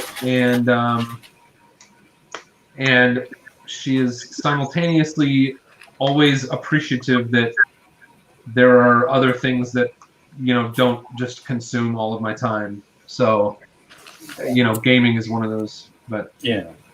that's not to say anything about anyone who spends their time that way. That's a perfectly wonderful hobby. Yep. It's just not mine. I have to say while I'm thinking about it, this is a little bit interesting, but so I'm snapping the little lattice pieces into the window frames right now. And that brings back memories because I've been working on my hotel, and that hotel has over 1,500 2x2 windows and about 500 2x3 windows, and none of them had glass in them. Oh, so does that mean you have to get around to putting the glass in, or? No, I mean that's what I mean. I've been putting glass. I've put glass in over 2,000 window frames over the last couple weeks. Oh, you had to do it. Yeah, Yep. I see. Yeah, because the frames and the glass came from lug bulk, and so when they finally showed up, I had a lot of work to do. You need an assistant, Dave. Yeah, that's it. Like Hire an intern. like Nathan Sawaya. Yeah. Ooh, this is really cool looking. Brett, what about you? Do you play the Lego video games?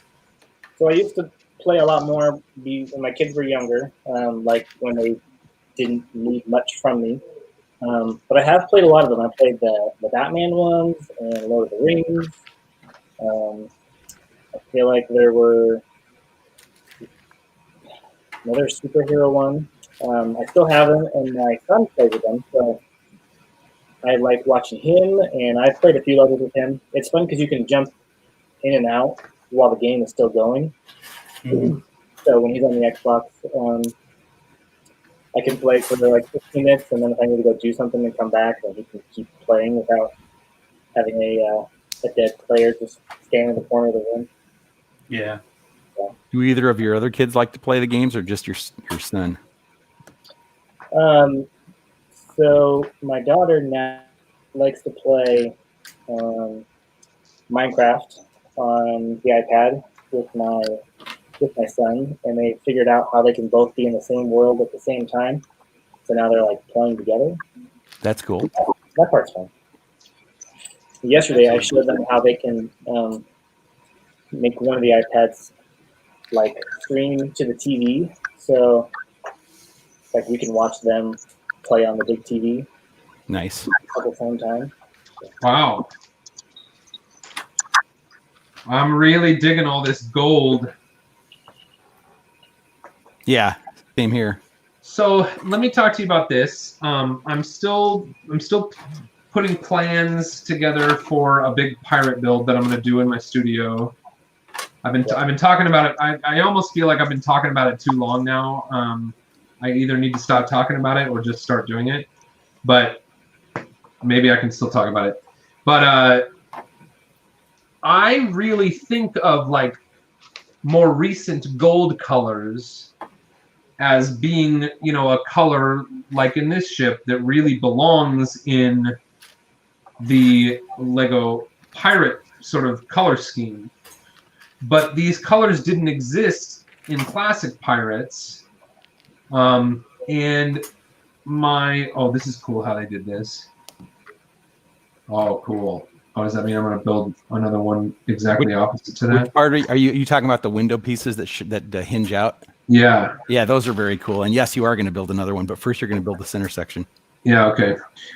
Anyway, so what I'm wondering is, you know, I want my pirate island to be like fairly iconically classic pirate, but I also want there to be some gold here and there. So do you think I can have like a lot of stuff that is classic pirate colors, you know, red and white and yellow and black, right? And we, you know, there's some blue in there, there's brown in there, there's green in there, but I feel like the red and yellow and blue or the red and yellow and black and white are sort of like the staples of the classic pirate colors. Yeah. But I feel like I've got to have some gold in there. That's all right, right? Like, absolutely. Yeah. I mean, we've got gold in this one. Yeah. Yep. I think it adds some class to it. Yeah, good. I'm glad. I mean, there really isn't a lot of gold in Pirates of the Barracuda Bay because they were going for that classic aesthetic, right? But I feel like it just makes sense for there to be gold in pirate stuff. Yep. Absolutely. Speaking of gold, there was I guess these are from, what's the new theme? Is it monkey? What's the monkey theme called? Monkey Kid. Monkey Kid. Yeah, apparently that's what these were from. But there was a ton of parts on Bricks and Pieces in the last couple of months, gold parts that were like 2 cents a piece. 4x4 dishes, the cheese grater pieces, the cheese slopes. They're like the grills, but they're angled. And the really cool part was the pentagonal tiles, the Nexonite shields in gold. I got hundreds of each of those at 2 cents a piece. I don't know what I'm going to do with them yet, but it's like, it's so cheap. I had to go get them. I really wish I'd known about that. Yeah, I kind of think, unfortunately, they're all out now. Yeah, I'm sure they are. But that may mean that, you know, that may positively affect the affordability on Bricklink of those parts. Yes, almost for sure. Without a doubt. All right. Very cool.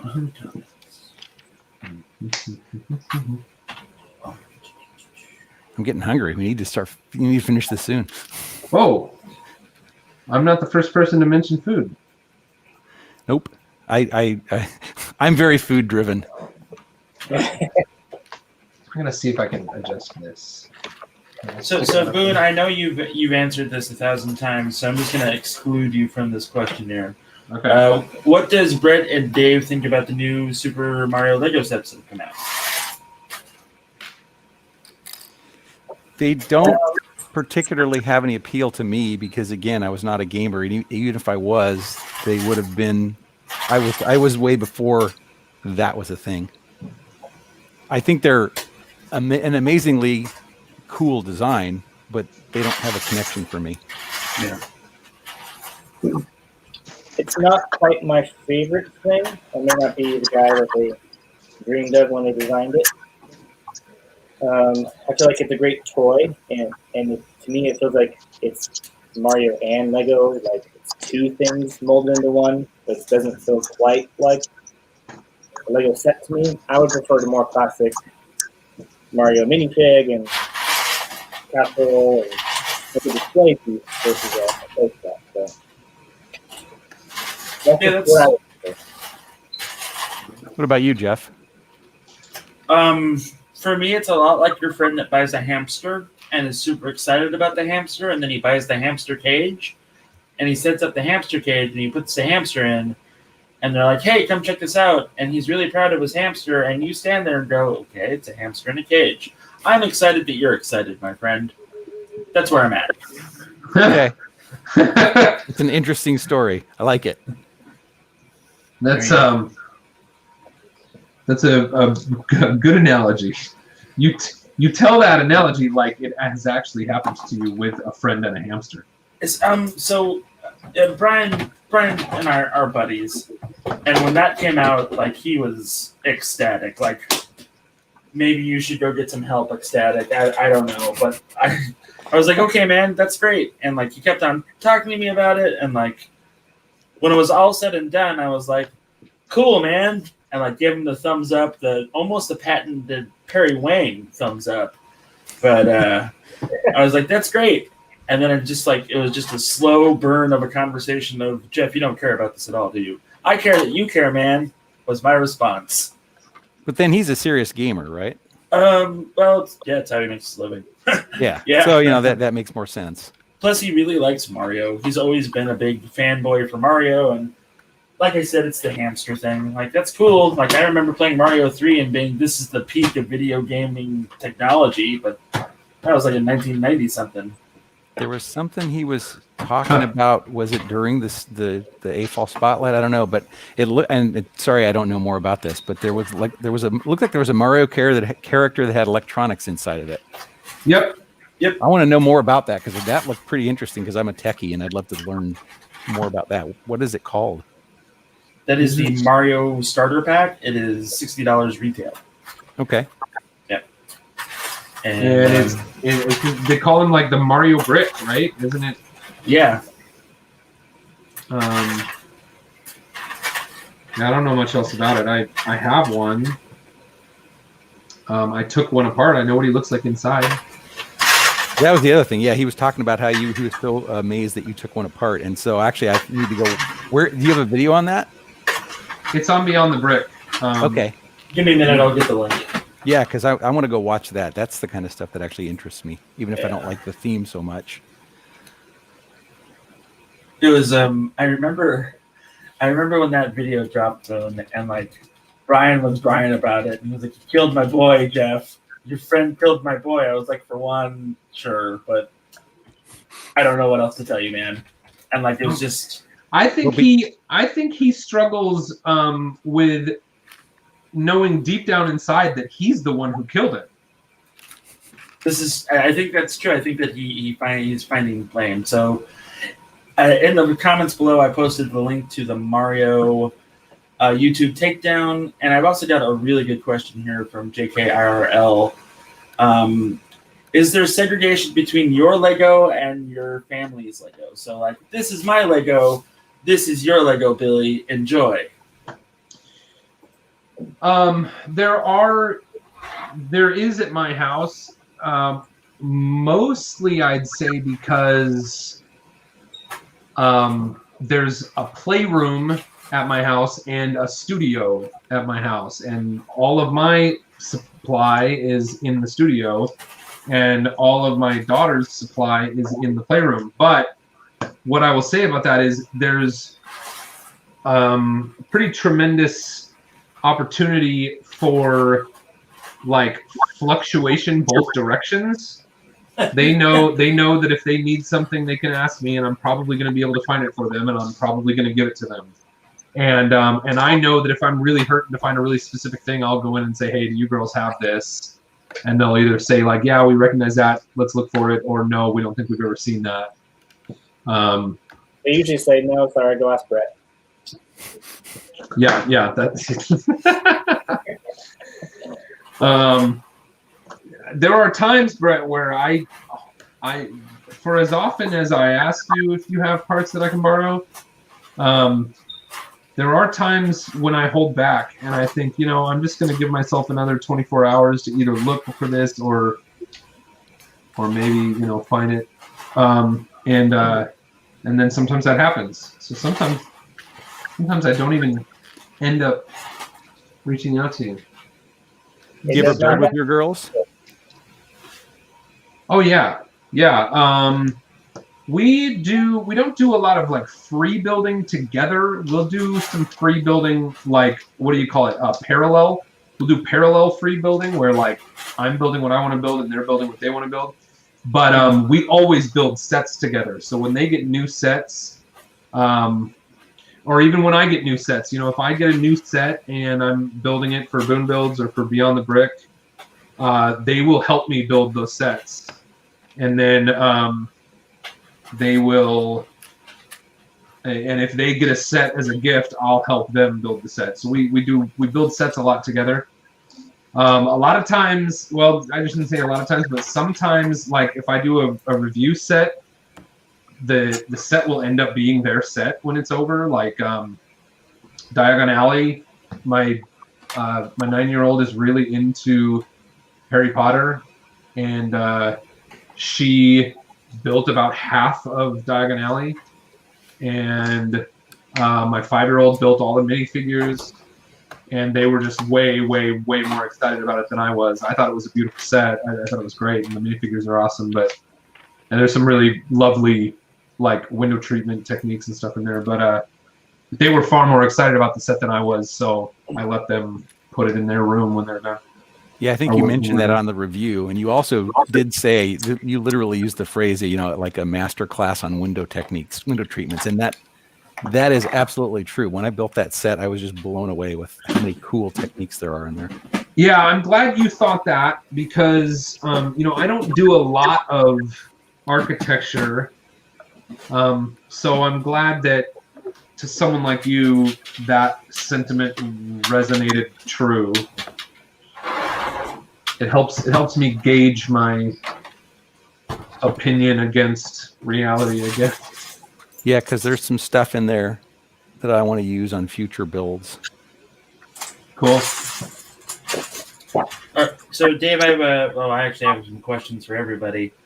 Somebody asked me if I was sorting my Lego. No, I'm actually building some minifigures to add to my Imperial ship because I want to make it spooky because it's Halloween. A couple other questions. Sorry, I gotta find them. All right, so we answered that about separating Lego. I'm not going to ask that one. Dave, how is your hotel going? The hotel is going fairly well. Let's see, can I do this without causing huge grief? Yes. Come on. All right. So there is. Oops. What am I doing? Oh, it's delayed. So that's the thing. I can't tell where it's pointed. Looks like it's pointed at the hotel right now. Yeah, but yeah. That is huge, Dave. Yeah. I just realized I actually have. I took photos earlier because I figured somebody would ask this. So I'll figure out how to share the screen because I can. There's much better photos of it. Let me make sure that I have screen sharing for guests on. Yes. See, here it comes. Huh. I guess just try to share your screen. It should be down at the bottom of the window. And yeah, no, I shouldn't have done this. Now the camera. There we go. Sort of. It's probably crooked now.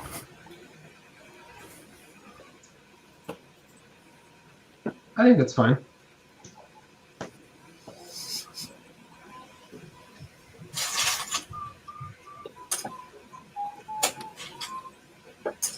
figure out where the StreamYard went. Oh, there it is. Okay. This will give you a chance to get caught up, Boone. Make good use of it. Woohoo! I'm flying. So what do you guys plan on doing with the set once you get done with it? Do you think you'll be displaying it, or do you think you'll be breaking it down for parts? It's a good question. I think I will probably try to build the other two models and make a little video kind of showing each of the models in the 3-in-1 here. Mm-hmm. And then ultimately the ship itself, I believe, will end up in my pirate layout. Another one of the reasons I wanted to get this set. Yeah. Absolutely. Yep, I definitely intend to display mine. But I want to build the other two versions of it at some point too. That's what I like about those 3-in-1 sets. They've got the multiple builds there, Yep. I actually have not had a lot of 3-in-1 sets. I'm trying to think of if I own any 3-in-1s. All right. I mean, you have a pirate ship. Oh, progress. These two parts together here. The main hull and then the Whoa. that cabin part. I got some catching up to do. Boom. So these hinges, that's cool.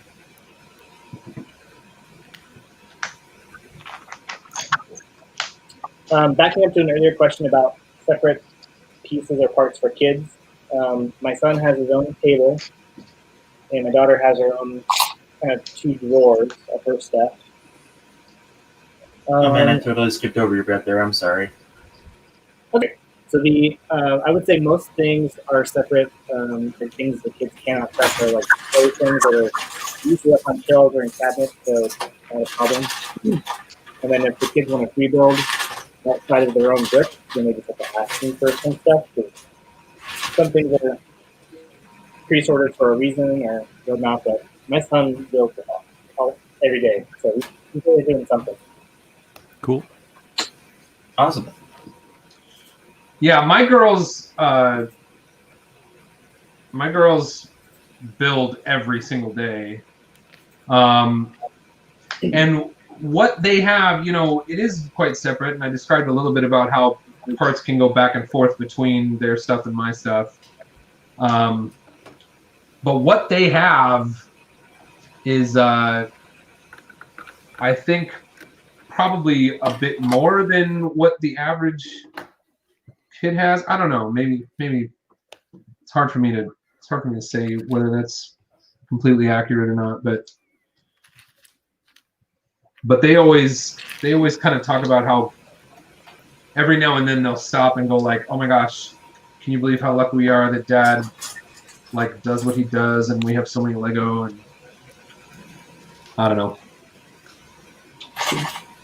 I also build every single day, and since I don't want to fight with the technology right now, I'll try to see if I can get some photos later. But to answer the question about the hotel, it's 5 floors, and the first 4 floors are basically done. I'm working on the 5th floor now, and then I realized it's odd because I designed this a long time ago, like back in February or March, and I was waiting for lug bolt parts to arrive to be able to start building it.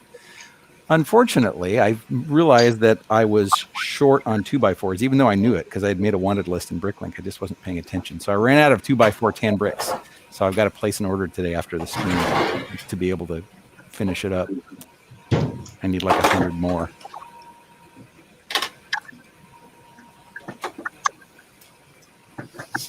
I can give you like 15 if you want, Dave. That would help, but it wouldn't last very long. Thank you, though.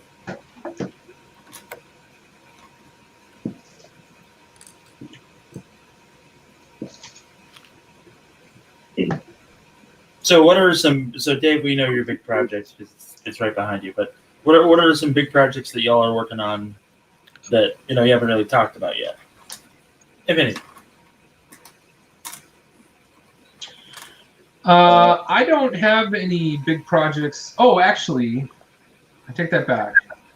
I am building a digital model that I hope to finish sometime in the next week or so, and then I'm gonna transfer it to real bricks shortly after I'm done building it digitally, and I think it's gonna be like a big fantasy castle kind of thing. So like Joseph Sawada style, like the huge castle that's from, I think it was from a game, but it was basically a fantasy castle.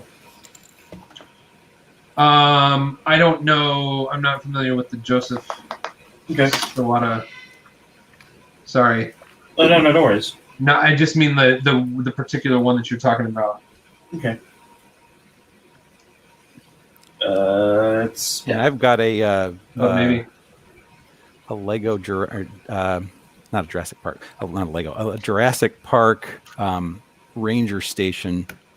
It's the ranger station out of Jurassic World Evolution, the game. That's another game I bought, and I've just played it once or twice. But I did a pretty fun design for that, and I'm waiting for project support parts to come in, which should be in the next week or so. And then I'll start working on that, which is why I'm trying to hurry up and finish the hotel so I can get space back to build that. I'm going to get back to the pirate ship here. The only thing I don't like about this is the wheel for the pirate ship versus the plastic, wheel steel for the. Oh, yeah. I kind of know why they do that, because they need this part, or they can use this in the other three builds or two builds. So it would have done a lot better with this. So wait. You're saying this set comes with the classic wheel, but doesn't use it in the ship? No, it does not have this at all. It does not have it at all. So let me tell you what I think happened there. This is speculation. I do not know this for sure, but I feel like every piece of this Creator 3-in-1 set that is piratish stuff, it's like they almost dared themselves not to use the pieces that were specifically minted for pirate. So like we were talking about the hulls earlier, we were talking about the sails earlier. Although they've got cannons, but the shark is built. It's almost like, I don't know. It's almost like they said, let's build a pirate ship that doesn't have any pirate parts in it. You know what I mean? But I suppose the cannon would be an exception to that, so I don't know if that holds up. Well, I get the idea of this being the 3-in-1 creator. Like, you have to be able to use all these pieces, or the majority of them, for the other build. But it still would have been, this is just one piece. It could have found a cool way of using that from there. Yeah.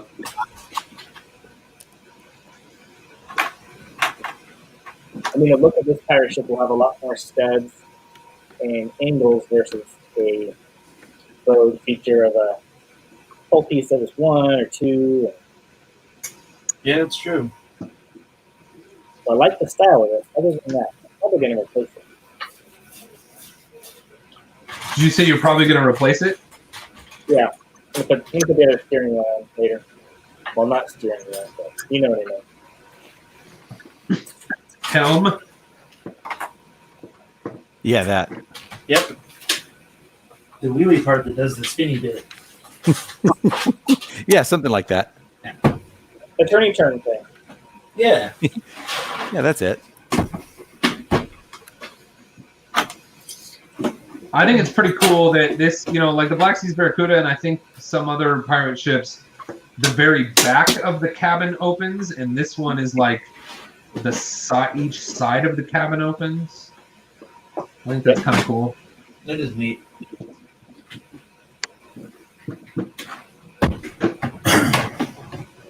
So, Boone, did you display the Batwing in your house like they show on the commercials or the promo shots, or did you leave it in the studio? I haven't done it yet. No, it'll go up in my studio. I don't know if you've seen, sometimes on my streams or my videos, it is possible to see, I have a Toy Biz Batwing from 1989 hanging up in my background. Mhm. It's at the very top corner. I'm going to probably take that down and hang the new Batwing in that area. But I think I want to build something like a night sky sort of backdrop to put on it. Yeah, that'd be awesome. Alrighty, so I got some questions that I know the answer to, but nobody else does. Uncle Mike asks if the three of you have ever done a collab together before. The three of us, I've never collabed with Dave, I think. Did you build a bunker, Boone? I did not build a bunker. Okay. I intended to, but I did not. But Ewok Adventure took Are there priority. two bag? I just opened the wrong bag. Dang it. I would love to do that at some point, Jeff, but yeah, no, not yet. Yeah. And Brett, you've worked with Boone on the tower on Flirty Player 1, which, by the way, is a fantastic build. You and Dave worked on Jurassic Park together, right? Yes, Jurassic Park. Yeah. Something like 12 or 15 builders, so there's a lot of people in it. Yeah. And that's one of the cool things that I've seen about Bricks Cascade as an outsider is that there's, I think his name is Jake, and he builds the dock so that everybody can throw a boat on there. And then if you want to... Actually, that's James Ritzman. James Ritzman, I'm sorry.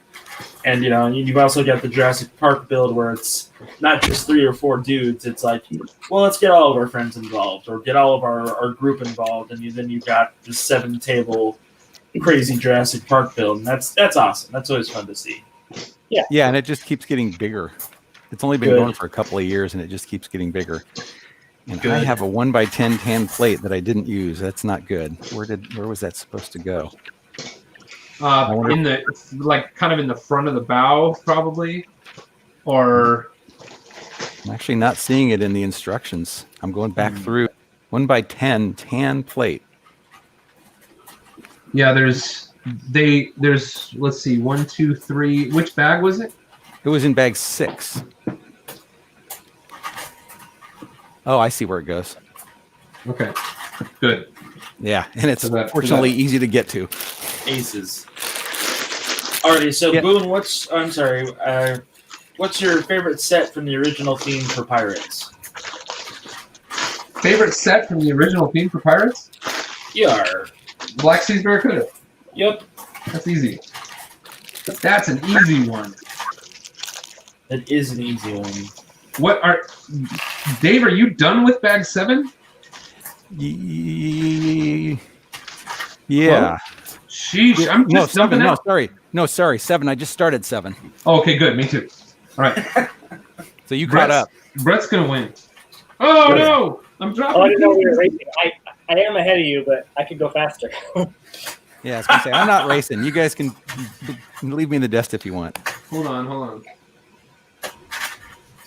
Brett, do you have a favorite set from the original Pirate line as well? I don't, because I did not have them or collect them. But I always wanted at least a ship this size, or a ship the Barracuda. I need my flashlight. Where's my... Oh, my battery's too low for flashlight. Favorite one, which we'll see if Jake Sadovich is still in the chat. I forgot that I do have one pirate ship, and it's Jake's Ship in the Bottle. Oh, yeah. Yep, me too. That totally counts. So, yes. Sorry, Jake. I do have that. But it's not classic Pirates. Hey, it's pretty classic, Boone. I dropped a piece and I cannot see it. Yeah, I had that problem earlier, but it didn't end up being one I needed, so I'll look for it later. Jeez. Classic Brick wants me to show them one of the minifigures that I'm working on, and I will when they're done. Goodness gracious. All right. Let me just hope that whatever I dropped isn't something I need. Exactly. Or that you have another one in your parts collection. But I don't have my parts collection here. Oh, that's true. problematic. So it has to be something that at least I can skip over for now. Yep. Oh, and it's so warm in here. Last night we had to have a furnace guy come and fix the furnace here. There were a bunch of issues when we got here, and the guy came last night, and he was here for a long time, and now the furnace is working, and it's super warm in here. Yay! I'm like, it's very cold outside up here, and when the stream is over, I am going to walk straight outside and stand out there for a few minutes because yeah, that'll be good. I am overheating. So JKIRL says to take your shoe off and to find the piece that way with your bare foot. Oh, that's a great idea. That is actually a good idea. Good plan. Unfortunately, there's a vent right underneath this spot, and I may have lost it to the heater. Rip. Okay, I'm loving these lanterns. These look really cool. Is there no? Never mind. Okay, I'm really liking that. As you keep building this, you see how each piece gets from different window, all different bricks, all different clips. So it's very, very sturdy. As you keep adding stuff. That's fantastic. Usually, sometimes when you're building something like that, it can get a little weak in the knees, as it were, and that's more annoying than anything else. These lanterns are actually almost identical to the earliest pirate lanterns. Jeez, I keep dropping parts. Darn it! I need to get some kind of light. Yeah. Here, this. Where is that piece? I'm not seeing that piece. There it is. Oh, and Boone, I was going to tell you, getting hungry is not secret code for, hey, let's end the stream now. Are you sure? That's what he was talking about on the last live stream with Brian, right? I think. Yes. Yeah. It's like I have crackers within arm's reach if I get really, really hungry. Now I'm dropping pieces. Okay, all right. This is fine. I've dropped 2 pieces since I opened this bag, and I have not found them. Oh no! The carpet is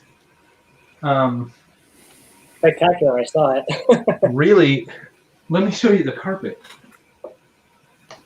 Is it like 1970s shag carpeting? This is the carpet. So I just I cannot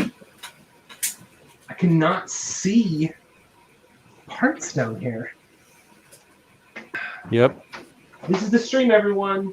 Welcome. One of the problems I have is my carpet is pretty much exactly the color of dark tan. So if I drop a piece and it's small, sometimes I can't see it. Okay, I found one of the pieces I dropped, but I know I dropped 2. So I'm pretty sure it was something black. All right, I guess I'll just have to hope that it's one of the tiny pieces. I'm afraid it's the other dish. That's what I think it is. I think it's the other. Nope, the other dish is right there. Okay, I'm gonna press on. I'm pressing on.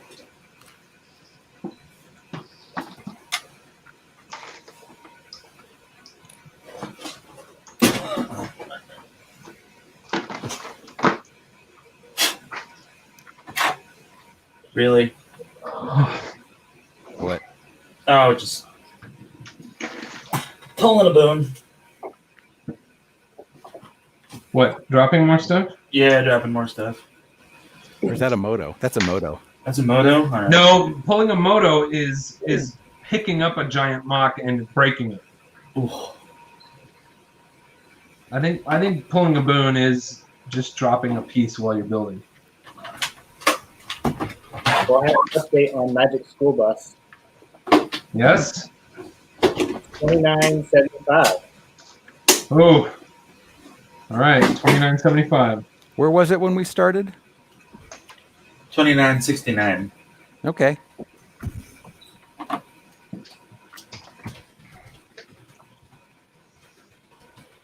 All right. Someone says that they build on the floor. That helps. You build your mosaic on the floor. Oh yeah, because then you drop stuff and it doesn't really matter because it's. Boone or Brett, have either of you guys built one of the mosaics? One of them, like the new Lego art? Yeah. No, I have not. I have not. I feel like if I want it, if I get one, I have to get 3 because I want that Star Wars one. Yeah. They look interesting, but they also look like they would be an exercise in patience. Trying to keep track of all those small parts. Yep. I would like to do alternate builds for those art pieces. I think that would be fun. I love this flag on the back of the ship. Yep. Really cool. Now, Sam Hatmaker does his own mosaics, right? Yes, that's true. And he does it completely by eye. Oh, wow. That's amazing. He Yeah, he does not use any software. What'd you say, Brett?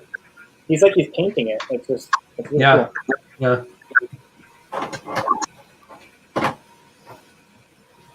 Yeah. Armin, I do not. What was the question? If I liked the Lego Ideas grand piano. Oh, Yeah. Oh, interesting. I love that. Listen, I just finished it not too long ago. I used to play the bass when I was younger, and like that was about as much music as I was interested in. And the Lego piano looks great and it's cool, and I will support my friend with their new hamster, but it's not something I'm interested in. Okay. Yeah. Nothing wrong with that. I would never like tell somebody like, you're wrong for getting that. Like that's not me at all. Like you like what you like, and I'll be all there for you. But, Dave, did you say I'll remember that? He didn't. No, I said that's all right. Something like that. Okay. No, he definitely said I'll remember that. Nothing wrong with that. That was it. Oh, nothing wrong with that. I thought you said I'll remember that. No. No, Dave definitely said I'll remember that. And Jeff will remember that I said that, right? Exactly. I'm in trouble now. We're all in trouble right now. Exactly. Jeff, were you on? You must have been on the show after I had like the room full of everyone who'd been on before. Not everyone. It wasn't everyone who's been on before, but there was many people. Yeah, I think I was. It must have been like the week after or something. Because I know you did Dave, and then it was previous cast members, and then you scared the heck out of me with asking. So yeah. I think it was a lot of fun seeing you. Surprise, scared. You did. I was very nervous. Hey, Holly. Hey, Jake. Heyo. Holly and Jake. Jake says, Boone, that makes me think of doing a self-portrait with the Marilyn Monroe one. LOL. Yeah. Jake Sadovich in Andy Warhol colors. I can see it, man. I don't know, Jake, would you be able to recreate your epic beard in that? It's art. Yeah. It would be pink, but Oh my goodness. I love this. How these things like clip in here and then stick studs down. Which page are you on right now? Or step number? 221. Yeah, okay. 223 now. Yeah, I'm the doing top 223 right now. the hinge plate, you can get those going the same direction as the other stud. Say that again, Brett. The part you just clipped in with those 1x2 plates that have the rounded corners, you can get those, like really get the right angles. You can spin them and push them in there. Oh, yeah, I see what you're saying. Yeah, that's rad. All right. Was it you, Brett, earlier that said this is really solid? Yep. Because I'm noticing how amazingly sturdy this is. You wouldn't. Yeah, think it's like as it comes together, it just increases in stability. Yep. And I like how they're using the telescope in one of the clip pieces. I've seen a lot more of that kind of stuff lately too. Diagon Alley and Batwing both have like little droid arms that are holding on to stuff to like give things cool angles, and sometimes it's like a faucet handle, sometimes it's a telescope like this. It's really cool that it's a telescope in this model because it's pirate. Yeah, it's a real testament to the design, how much they thought they put into the design in terms of sizes and diameters and everything, and how compatible they are. Yeah. Oh, yeah. In the element design process. Right, that's what I mean. Yeah, for sure.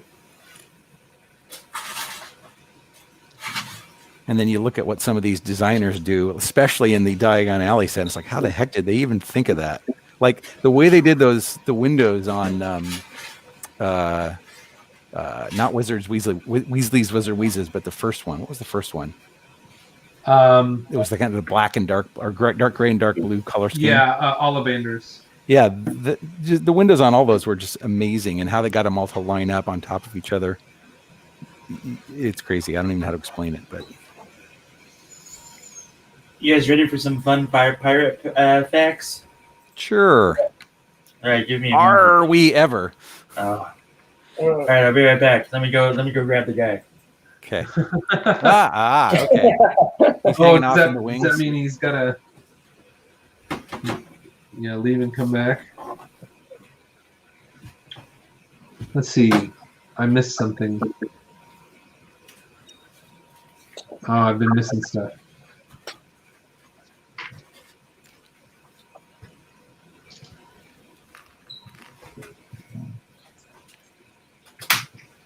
This is going to be a really cool set when it's done. Yes, for sure. Yar, yo-ho, I hear there be pirate facts needing to be read. Oh, there he is. Oh, no, it's Deckhand Smitty. Smiley. Or Smitty, yeah. Not every pirate ship be using a Jolly Roger flag. Pirates had their flag specially made by a sailmaker's widow who took payment in brandy, while Blackbeard had his own black flag featuring a skeleton with horns. The skeleton be an hourglass in one hand, and in the other he carried a spear pointing to a heart dripping with 3 drops of blood. Yar. Ugh. This has been Pirate Facts with Deckhand Smith. I love it. I was going to try to make up a song about it, but I decided not to.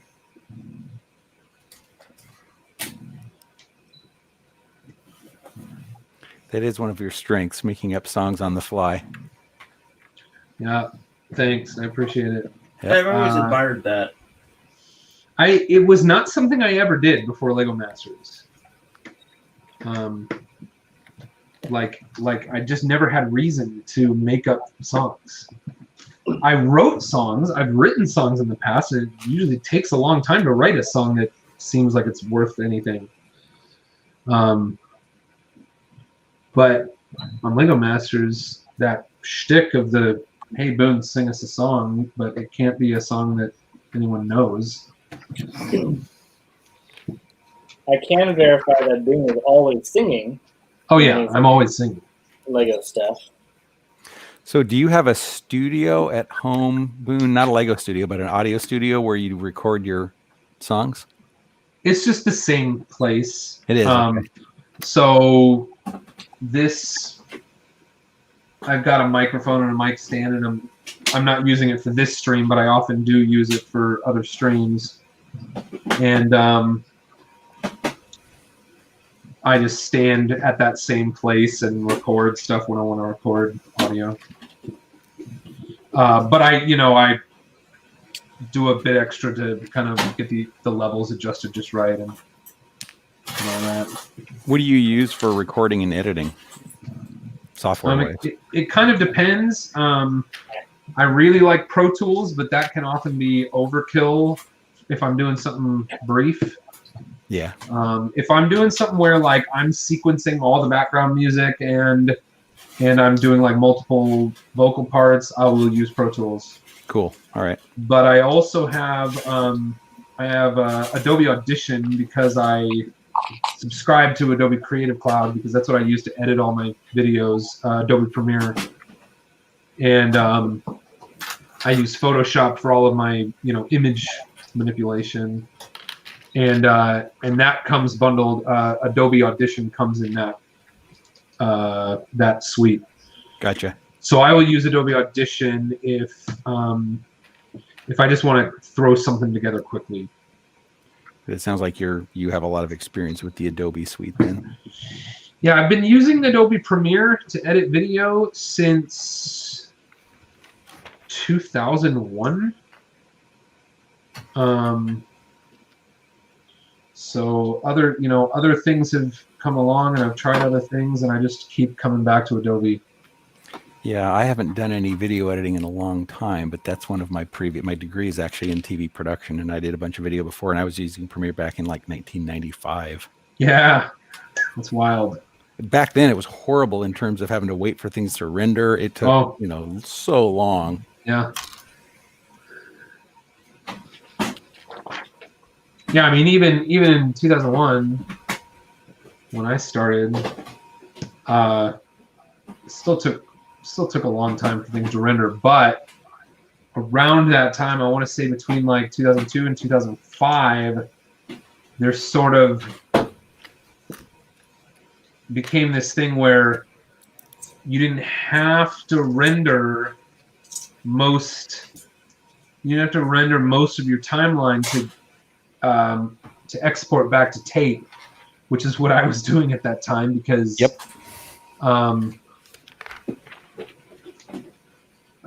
because I would just like take a machine to plug into, it was like college, and so there was not a computer hooked up to the projector system in the auditorium where it was just like you could hook up a VCR or you could hook up like auxiliary stuff. So I would just in real time copy the timeline back to tape and then take it to the auditorium and plug it into the projector and play it.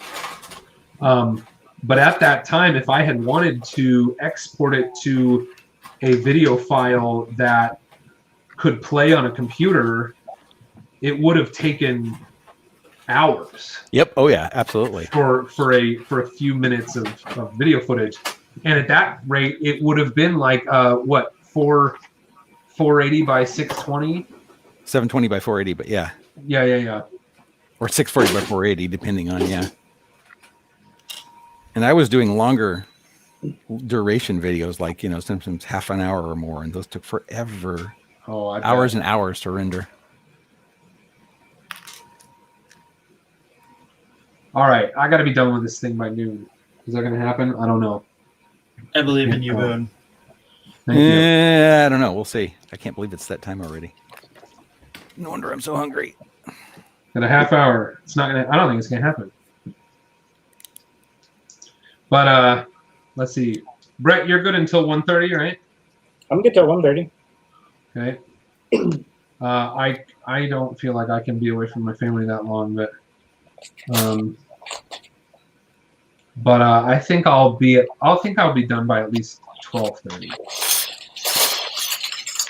Oh, this is turning out to be such a beautiful boat. Indeed. All right, there was a question in the chat. Jeff, I'm doing your job.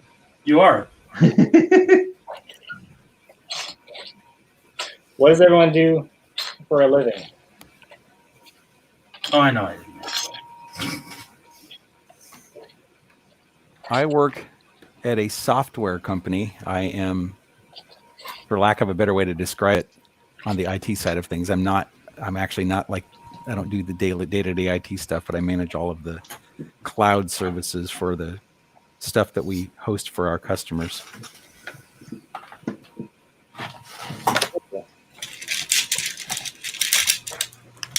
What about you, Brett? I am a truck driver. A crazy truck driver. Awesome. I deliver food to restaurants and some warehouses and things like that. So. When your truck doesn't break down, right? Yes, that happened on my April Spotlight Day, which was not a fun day. I was like, I have to get back. So. All right, I just figured out what piece I dropped and never found. And it is a piece I'll be able to stick on whenever I find it, but it's a bummer because it's a black piece on the front of the thing here that sort of covers up a white piece. Well, Boone Builds is my full-time gig now. That involves a lot of different things. So there's the YouTube, the build camp that my wife and I built this summer and ran, and there's still a few people taking it, but I have stopped selling it because we're going to try to develop our next. We're going to try to develop something to offer people to do during Christmas break or winter break, and so we've stopped. We've just, I think this last week, stopped selling new starts for the build camp. And that was really the bulk of kind of our job this year. So then YouTube, merch sales, how do I say, commissions, commission builds. Some like design. I haven't really been paid for design work this year, but I have some stuff in the pike, and then other appearances actually too. I've had like other. Okay, I'm trying to figure out where this goes. You on the beginning of bag 8? Yeah. Yeah, it took me a minute too. It's on the. There's 3 of them down there already. There's a 4th one you're adding. Oh, there we go. I thought that I should add a 4th one of them. Yeah. It's interesting. I wonder why. If you're willing to share, can you talk a little bit about how the build camp went in terms of having to do it virtually? Yeah, well, I think the fact that we had to do it virtually was the reason that it was doable for me. Hold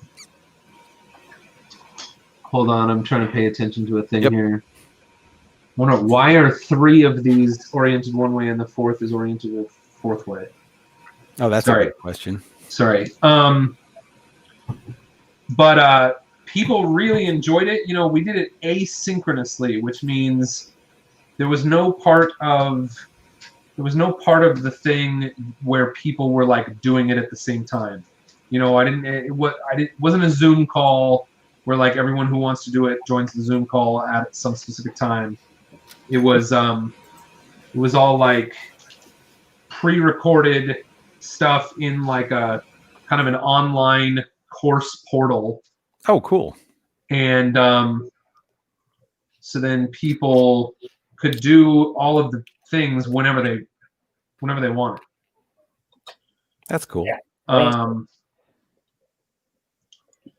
And then I would give feedback for all of their submissions through email.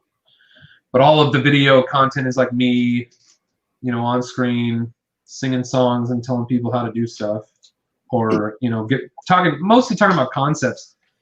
There actually wasn't a whole lot of like really specific instruction, because what I wanted to avoid was having to. I wanted to avoid the barrier to entry of everyone having the same set of bricks. So the way we did that was said, well, okay, instead of you all having the same set of bricks and everyone, getting guidance on the same type of thing. It's much more of like all right, well, you all have what you have, and here are the concepts we're going to talk about, and we're all going to kind of like go on this journey through these concepts, and then you just build what you can with what you have. So the interesting thing about that is it really fosters creativity, but I suspect it also made a little bit more work for you in terms of evaluating, for lack of a better word. Yeah, and that you're right. You're absolutely right.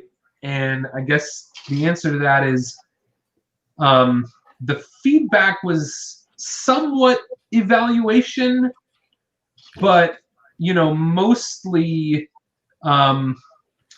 like encouragement about what they did well, ideas about things they might consider in the future, and less of like, did they pass or fail? Right. It shouldn't be that way. Yeah. But I suspect everybody had a great time, though. We got tremendous feedback. And kids and adults enjoyed the camp. So cool. And you said your wife has a formal well, do both of you guys have education degrees? Yeah, I have a master's in elementary education. Oh, cool. And she had and that was a master in education master's with an unrelated undergrad degree. So I have a business admin. So now I'm actually running my own business. Is with Boone Builds, I'm really utilizing my undergrad degree in a way that I never have before. Yep. Because back then I always imagined I would just start my own business, but out of college I didn't have any capital to start a business with. Yep. So it really has taken all these years. I think I graduated from college 14 years ago, and I've had various jobs, and some of that has been in teaching. So I was a classroom teacher at a private school for 5 years, taught some mostly middle school courses, but I also taught a high school choir class and like some elementary level computer classes. It was it was a private school. It was one of those places where like they just need people to do all the stuff. Right. But yeah, everything you did was good at laying groundwork for where you are now. So that's cool. Yeah. And then I left that and did video production for a few years. Oh, I didn't know that. That's cool. Yep. We'll talk more about that at some point. Yeah. We were just a little production house in Portland that works pretty exclusively with people in the public speaking industry. So there's kind of this whole world of, the way we go to Lego conventions, they go to conventions that are people trying to build businesses around their public speaking careers. And we just basically produced online marketing, video marketing materials for them. We had a web division for a while too. And I say web division when it was just a guy who would design websites for the same, these same clients. Yep. And then I did that for about 4 years. And then I just stepped away from that and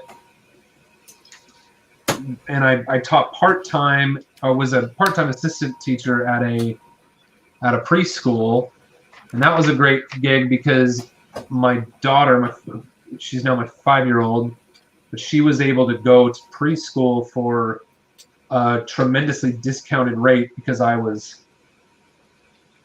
an assistant teacher there, and it was part-time enough that it really was the time that allowed me to start putting a lot of energy into developing what I now do. So nice. Okay, these sails are cool. Yeah. How you doing there, Jeff? I'm doing great. How's I'm the- looking for work. If anyone's hiring, that'd be great. Yeah. I'm pretty good at getting people to meet people, and I'm also pretty good at a pirate impression. So let me know. Both of those should be employable skills, right? Exactly. Or if you need a guy to just go, I don't think that's a good idea, let me know. Oh.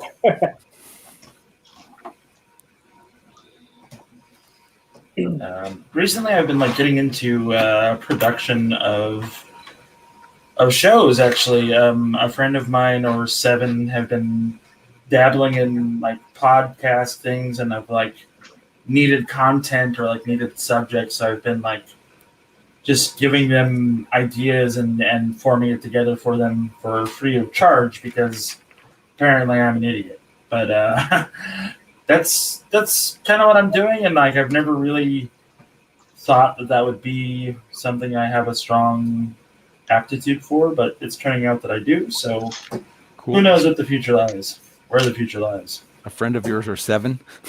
Yeah, I'll get into it. I play Dungeons and Dragons every Sunday, and one of the guys that wants to run Dungeons and Dragons wants to be a big time Dungeons and Dragons guy, like you see on Twitch and all that stuff. And I'm all for it. Whatever, do your thing, dude. And he's constantly asking for advice and how tos and everything else. And yeah, that's basically what I've been helping him do. And I got a couple of other friends that are starting a podcast and been helping them out just a little bit with questions to ask guests, topics to talk about, and stuff like that. Yeah, it's fun. Also, I've got these minifigures done that I'm going to add to a pirate ship. I'll show them now if that's cool with everybody. Yeah. Yeah. Go for it. All right. So the idea is that much like Dungeons and Dragons, it's a fantasy pirate adventure. So we've got 3 bad guys. We've got a queen octopus lady and her 2 minions, which are shark related and stingray related. And you've got your typical archetypes. You've got a sorcerer queen. You've got a kind of more dexterous, flexible fighter, the blue stingray. And you've got a tank type guy. And she's using some sort of magical sword, and she's a little pale-faced, and her hair is a little gone because she does live under the sea. And the other 2 are just monster men. The 2 figures are definitely from Atlantis, like with modifications, so it's nothing fancy. And then we have our daring group of adventurers that are more classic archetypes. We've got the masked hero that wears a cape but no shirt because that's the way he rolls, uses a whip. We've got a old grizzled veteran that relies on black powder and the sharpness of his steel. Then we've got the leader of the group, who is more of a bard, if anything else, but is also packing heat. He's also got a cool parrot on his shoulder, kind of like how he did that. Oh, there you're talking my language now. And then we've got the rogue, jump around, assassin type of character, and got to use the Aladdin head and the arms from Hercules for that, so I think it looks pretty good. But yeah, there you go. Cool. Thanks for sharing. Yep. I usually start with minifigures when I build a mock, so yeah. That's something I need to figure out how to organize. I'm starting to get some kind of reasonable amount of minifigure parts, but I have no clue how to organize them. This is crazy. There's just so many things in this set that are accomplished in ways that I just never would have anticipated. Yep. Oh my gosh. Wait, they're using... Oh, yeah, there's one right there. What? I don't even know what this piece is. It's like a pneumatic T, except that it has a Technic axle thing in the middle of it, and they're snapping that into a pair of clips.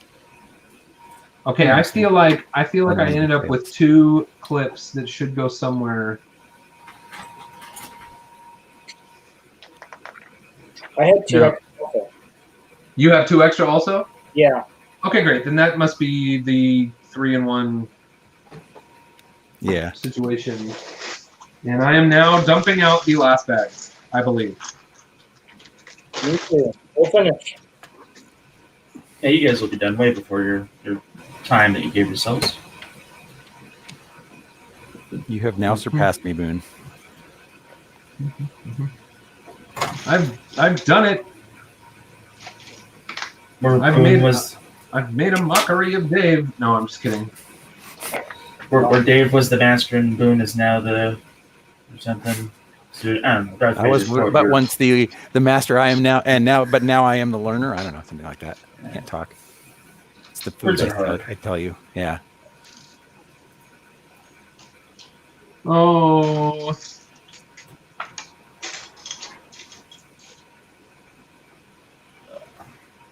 That is one of the good things. Rick Anista brings up a very valid point when you are building a set together, and you're like, "Why do I have 7 swords left over? What's going on here?" And yeah, you can have like your buddy be like, "Dude, it's supposed to be like that. Don't worry." Oh, okay, cool. Yeah, no, that's actually quite useful. Yeah.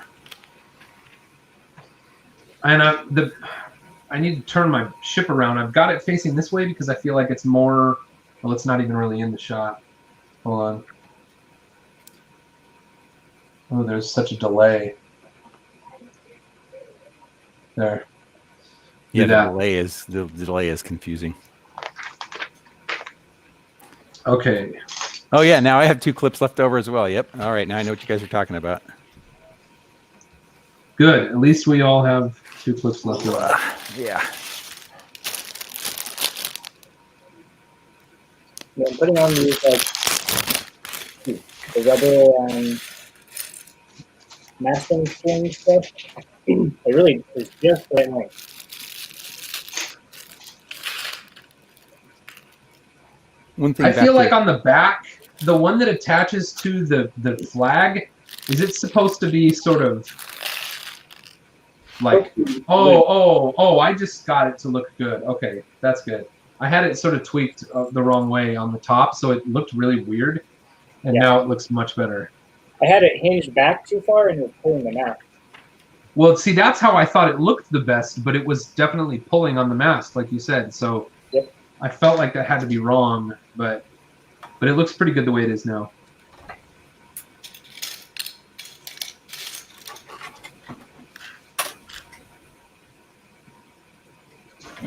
Although I realize people can't actually see what I'm talking about there. Yeah. It's this back, like rigging. But if I put the boat there, then I can't see the plans. Okay, so, they can see it on mine. Oh, yeah, for sure. Nice. Yeah. One nice thing, Brad, about how durable, that's not really the right word, but you know what I mean, this set is. Rick Anista, thanks for being here with us. Yeah, that's for sure. I like being able to take sets like this, well, in the past, take sets like this to work, to show off, but oftentimes it was like, yeah, that's too fragile. I don't want to move it. I wouldn't worry about that with this one. Yeah. That's awesome. It's always cool when, it's sturdier than you think it would be or imagine it would be. It's always fun. Yeah. Alrighty. So, Deckhand Smitty is saying he wants to do another pirate pack, so I'll go get him. Okay. All right. I seem to be missing a piece. Wait, I think I got something wrong on this front piece. I put it upside down. All right, I'm going to have to go get one out of my box. That is the only problem. That's how it goes. I'm glad I caught that. I would have been going crazy trying to figure out what the problem was there. Oh, except I've got the whole thing backward now. There we go. Yeah.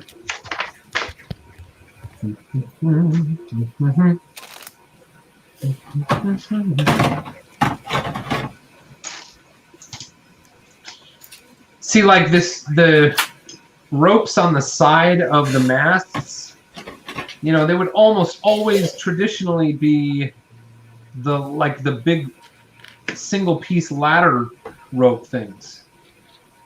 And here they're these new little sort of stretchy deals or wiggly things. And that's like one more example of like, hey, let's not use any of the traditional pirate pieces in this pirate ship. Again, it's like the cannons are the only exception to that. All right, what have I done here? This seems wrong. You had a pirate. Yeah. Brett, did you have quite a stretch on the front mast? Stretch where? For those pieces that, oh, never mind. I just had to squish some stuff together. Something's wrong here. Yeah, I feel like they should be just taut. They shouldn't be pulling. Yep. I got it.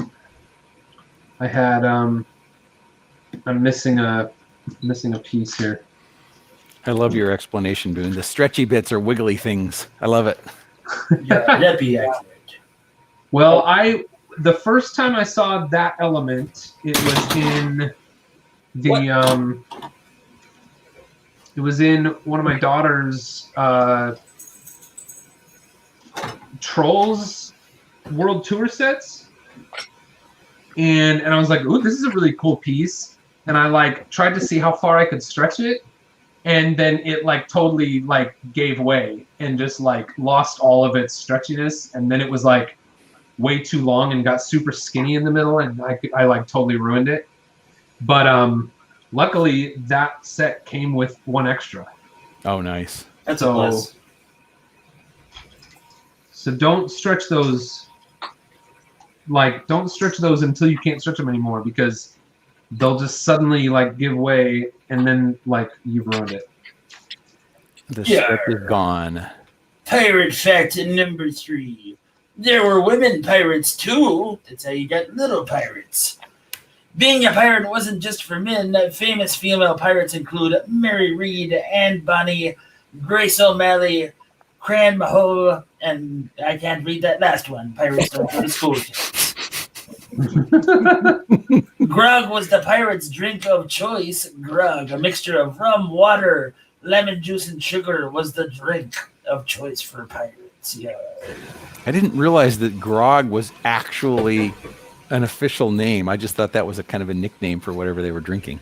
Yeah, us pirates have a rich and extensive history when it comes to food and beverage. And I see what you mean, Boone. That like these back stretchy things you have to stretch them really tight on the back compared to what they were like on the front. Well, yeah, I think mine are actually about the same now. I had a little issue, so I don't know. Maybe I have an issue too. And there goes the landscape guy, which drives the bird crazy.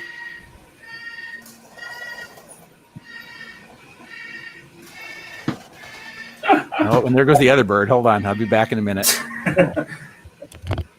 Dave has a parrot emergency. As you do on a pirate stream. This guy, pirates be all over the place. Did he say there was lightning? Thunder? What? Like a little bit of lightning and a little bit of thunder? No, he said the landscape guy. Oh, landscape. No, okay.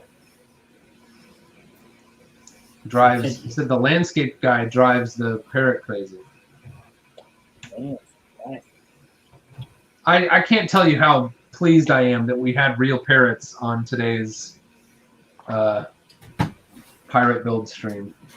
That's at least plus 10 for accuracy on the pirate build stream. It's gotta be. Yeah. What other YouTube pirate build had real parrots? I mean, you don't see Jang Bricks doing this. No. And see. No, so parrots okay, Dave? Yep. Just the landscape guy comes here and gets real close to their cage, and they don't like that. Oh.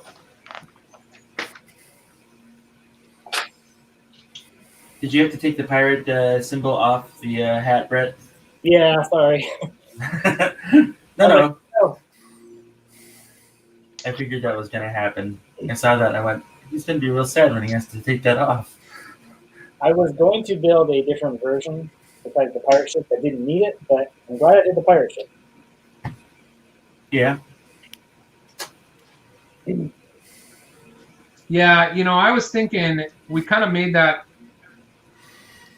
decision last moment as the stream was beginning.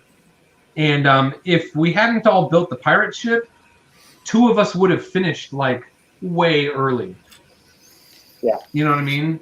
In fact, we probably would have finished at like 3 different, completely different times, because I feel like the little island probably would have gone the fastest, and the building might have gone somewhere in between, and the ship is like the longest.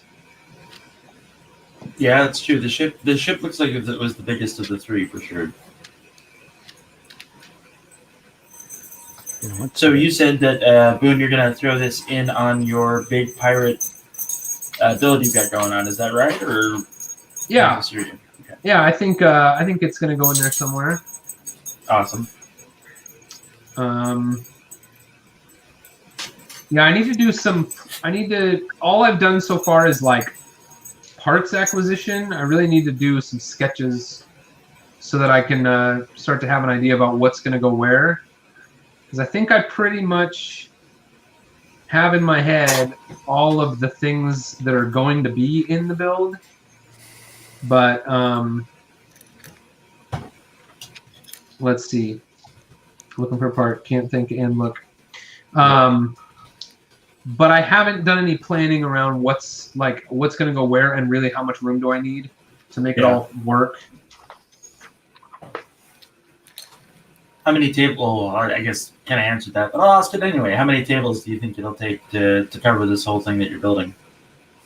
I mean, it's just going to be 1 table, but it's going to be I don't know. I'd be pleased if it were maybe 6 feet wide, maybe 3 or 4 feet deep. Awesome. We'll see.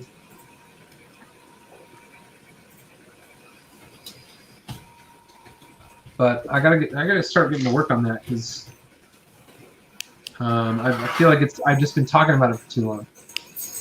People might be starting to ask, like, is this actually going to happen? But anyway. And those people would be right. What's that? And those people would be right. Like, would be right to ask that? Yeah, right there. Yeah.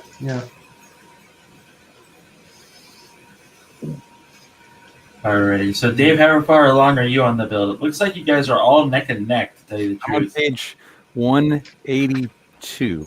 Brett's got to be ahead of us, because I'm working on these sales. Yeah. Brett is definitely ahead of you guys, but not by much, it looks like. Yeah, I figured he would be.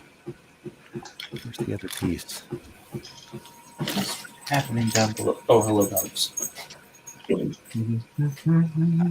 piece that I need.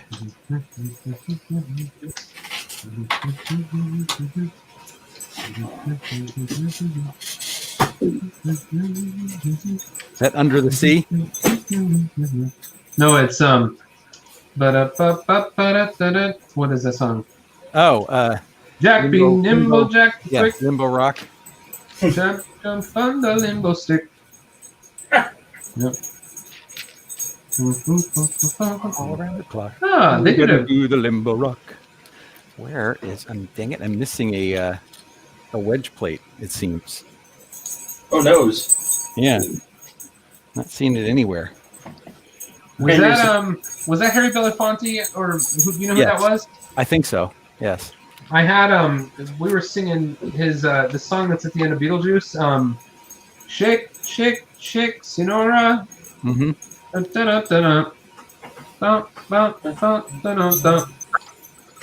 it all the time. We were singing that yesterday. Cool. And my mother-in-law was like, "What is that from?" And my brother-in-law and I were both like, "Well, it's from Beetlejuice." And I was like, "But I don't think it's just from Beetlejuice." Yeah. It's still the appropriate answer, though. Yeah, I agree. They had a lot of good songs. Oh, this is cool. This is cool. Oh, that goes over there. On the front sails of the ship, the bottom, I guess the second tier sails, are those curved like doors or curved panels? Yeah, they're like hinged, curved panels. Okay. That's great. That looks really awesome, like all around. There's a plank. Excellent. So if we're bad, we'll have to walk it. I hope not. Yep. So did it come with 4 cannons or just 2 cannons? It came with 2 cannons. Yeah. Which is a bit strange because it seems like there's 4 places to put a cannon. Well, in traditional Navy battle, as it were, it was always broadsiding each other with their cannons. So I guess having all of your cannons on one side, so in this case 2 cannons on one side, would do the trick. But having to move those cannons, I imagine, would be incredibly difficult. Ooh, that's my best guess. Cool. All right, I gotta figure out how I can do this. Oh no! Oh no! I've lost both of my lanterns. Oh. Yeah, speaking of female pirate. Hey, yeah, that's awesome. This is from the CMF one. She does look a little bit like yeah. That's great. So I got this one because I knew I wanted to have some female pirates in here. So that's cool. Okay. I love it. I'm surprised we haven't had as much singing. Yeah, I am too. Actually, I was yo ho, a pirate's life for me. I could see it being an easy song like, "Here we go, we're building a ship now." Oh yeah, I was gonna say SATURDAY, Bill. Mate. Oh, Bill. Yeah. Okay, fine. I'm just assuming the anchor goes on this thing. Is that true? Well, just don't get weighed down with those thoughts, Boone. Oh, I'm sorry. Oh my goodness. that's the kind of joke I would do. I'll see myself out. Brett, it looks like you might be done. I am done. Were you not gonna like announce it? Oh, you're doing like you're setting it up. I'm setting it up. All right, I now have an anchor. I'm getting very close to being done with this build. It's important to have anchors in your life, Boone. That's right. Jeff, I'm glad you're here. Thanks. Yes, kind of feel like the oddball duck out because I'm like, hey guys, what are you doing? But yeah, it's great fun. Oh, that sail is really cool looking. So if the chat has any more questions, feel free to ask now. Please keep them on topic and not, just keep them on topic. This is Lego building and pirate building. And yes, we all know that you saw Boone on Lego Masters. Yes, we all wanted him to win too.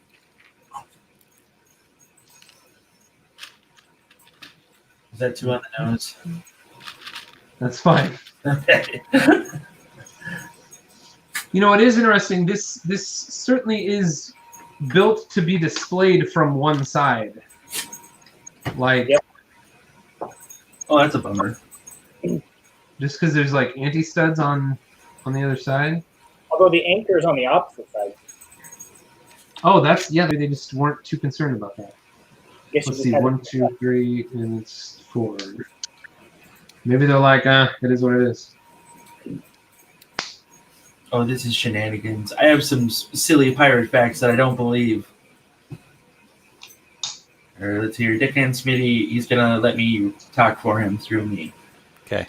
Yar, they didn't really make people walk the plank. Although walking the plank is common in contemporary pirate lore, most pirates just killed people straight away. When they tortured the president, oh God, it was usually hauling. Dragging a tired sailor in the water from the back of the ship. Ouch! Marooning a person on a deserted island or remote sandbar or a lashings with a leather whip. Man, pirates sucked. Like, I would not want to be a pirate at this point. Yep. Okay, so questions have been asked before, but for new people that have joined us, what is your favorite pirate set of all time? Pirate Emmett. Pirate Emmett is dope. He's the name of the build. Pirate Emmett? Yeah, I put Emmett in my build.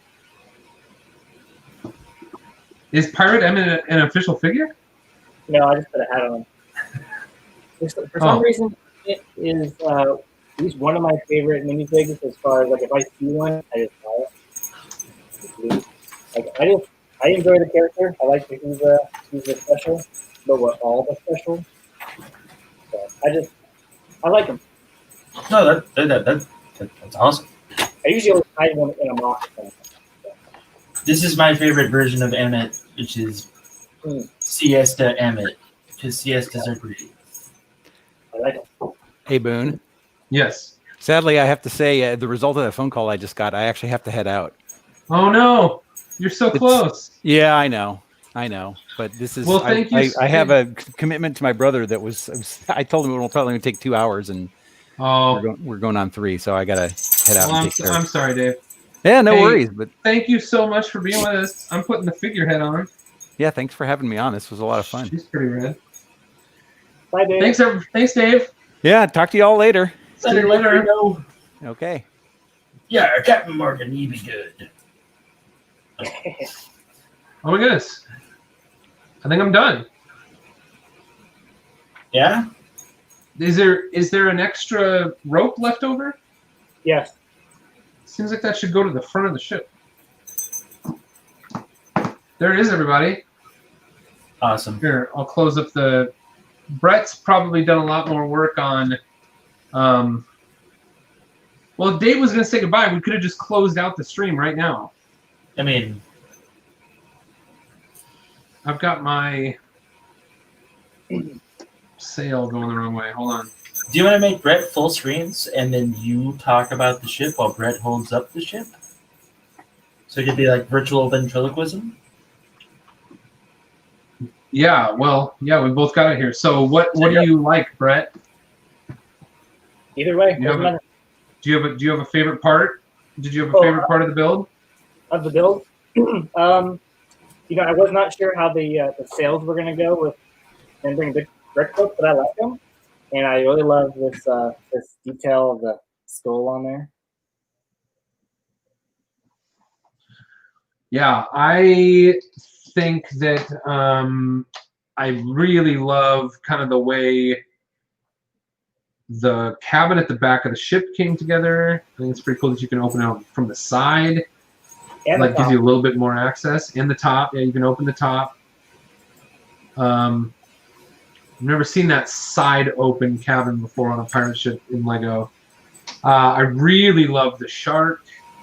I think this is a really wonderful, very fun little detailed, but quite small shark build. I mean, it's not even twice the size of the standard little Lego shark.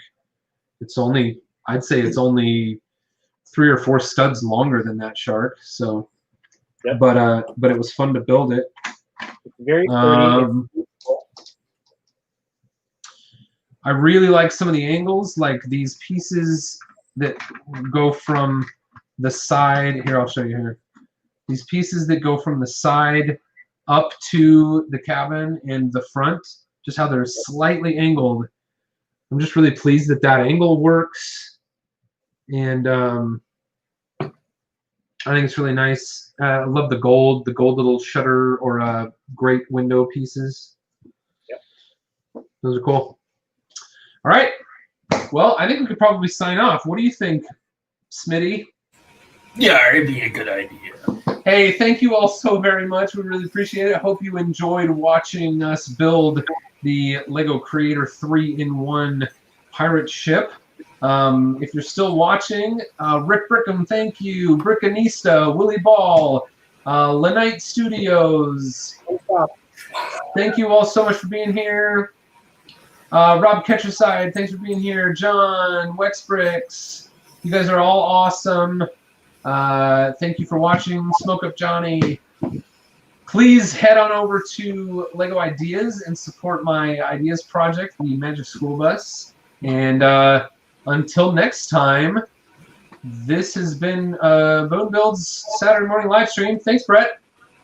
Thank you. Thanks, Jeff. No problemo, and thank you. Hey, you all, thanks for watching. Go build something amazing.